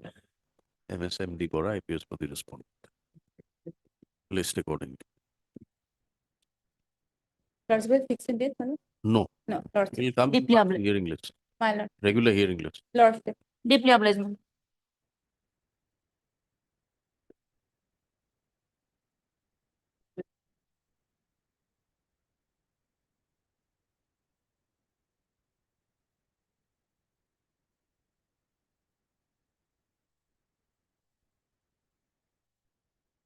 Yes. Well, here, my lord, in item number from 61 to 67, I'm led by learned senior counsel Ms. K. Chaudhary, my lord. He has some difficulty, my lord. So I'm praying for an. What are these matters? Sorry, my lord. ASCC termination matters. Yes, Huh? ASCC termination matters. Termination. yes. My lord. Today I am praying for a little accommodation, my lord. On after 8, my lord. We have no objection. Some interim orders are there. Yeah. Only one case, my lord. Yes, my lord. Item 59, Your Honor. In 59. 59. Javed Akhtar Luster, lead. Where Mr. Chaudhary is appearing. No, Mr. Chaudhary is appearing from item number 61 to 67, my lord. Okay. Who's for 59? I'm appearing 58 and 59. You're appearing. 59 is, I'm appearing. 58. Lordship, I'm appearing on behalf of Senior Advocate V.D. Kaur, sir. Lordship, my senior had to travel to Delhi for one of the matters before the Supreme Court. Not a ground for adjournment. Lordship, I kindly, here the tagged matters, our matter will do it on the next day. Traveling to Delhi, is it a ground for adjournment? Lordship, the Honorable Supreme Court asked him to appear in person in one of the matter. Oh, all right. That can be a ground to accommodate. At the request of learned counsels appearing for the parties, matters stand deferred. As some of the arguing counsels leading the arguments are stated to be not available in station. List 15 in the regular hearing list. We are transferring matters for hearing in the regular hearing list. The regular hearing list will operate for 1 month. And as and when you have an urgency, you make a mention, we'll take it up. Lordship, Chronologically, oldest at the top. matter serious relates to termination. It will come from 50 years. Huh? If it can be, your lordship, fixed on a date, your lordship, on 15th. your Some lordship. interim orders are there? No, Only in one case. Oh, Rest, your lordship, no. That is why, interim Manu, we order, have That's why your, all right. Then we'll on 15th or on 15th, your lordship, 15th. lord, third. 15th or years. series person. 15th, that series is Series there. also, So yeah. there's no point listing it on 15th. Then on 26th. We can have it on 20. 20. 0. 22nd. 22nd. All right. 22nd. 22nd. I have a. February. 20, but there enough, somebody will start. Lord. 22nd February. At joint request. Interim order, Lordship, and Interim orders in item 59, Lordship only. 59 will continue until further orders. Why only in one matter? Till the next date, Lordship. Next returnable date. No next date returnable until further orders. What is the point next date? Lordship, apply. What is the point next date? If we don't give, we don't give. If we give, we should give. Only till the next returnable. No, that was on the understanding that the matter will require to be an urgent hearing. It's not happening. But we'll attempt to hear it. And thankfully, interim order is there only in one matters. Yes. So the other councils will probably want an early hearing. Lordship, 22nd, I have difficulty. A lot of councils. So Let the I'll come back. Yes, let the Lordship, hearing yes, begin. Yes. Let the hearing begin. Orders is Yes. obliged. Obliged. I'm for 71. Lordship, You may give the kindly names. Give the names. 22nd and 22nd and 23rd, Lordship, I have some difficulty. Let them begin. You request one of your junior colleagues to be present. Lordship, deeply obliged.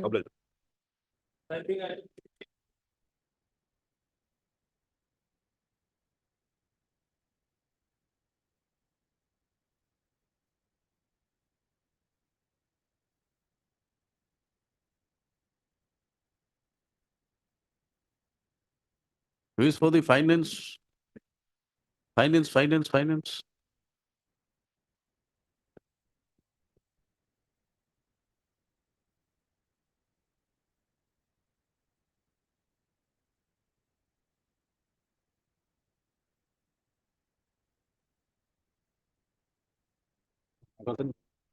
Mr.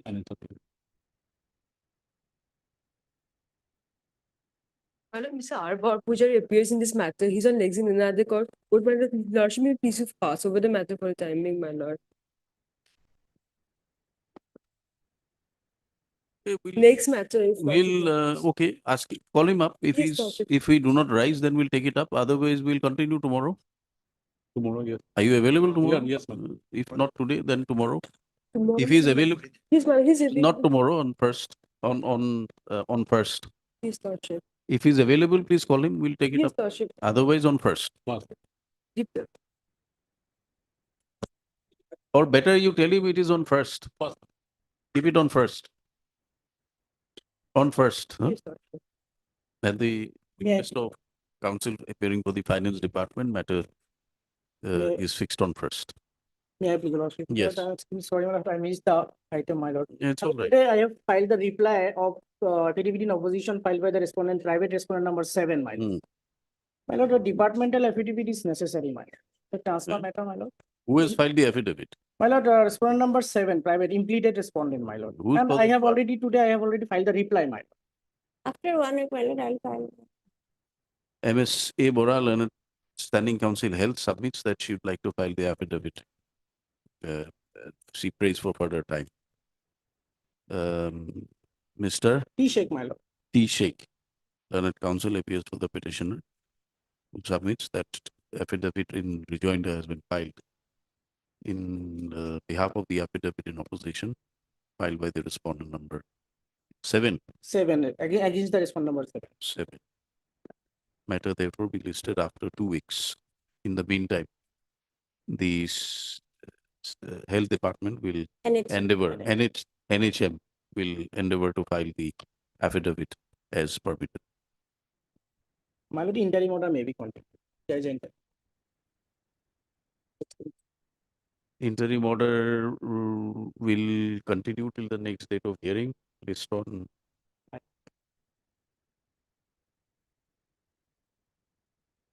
26th. Obliged. 26th. Obliged, my lord.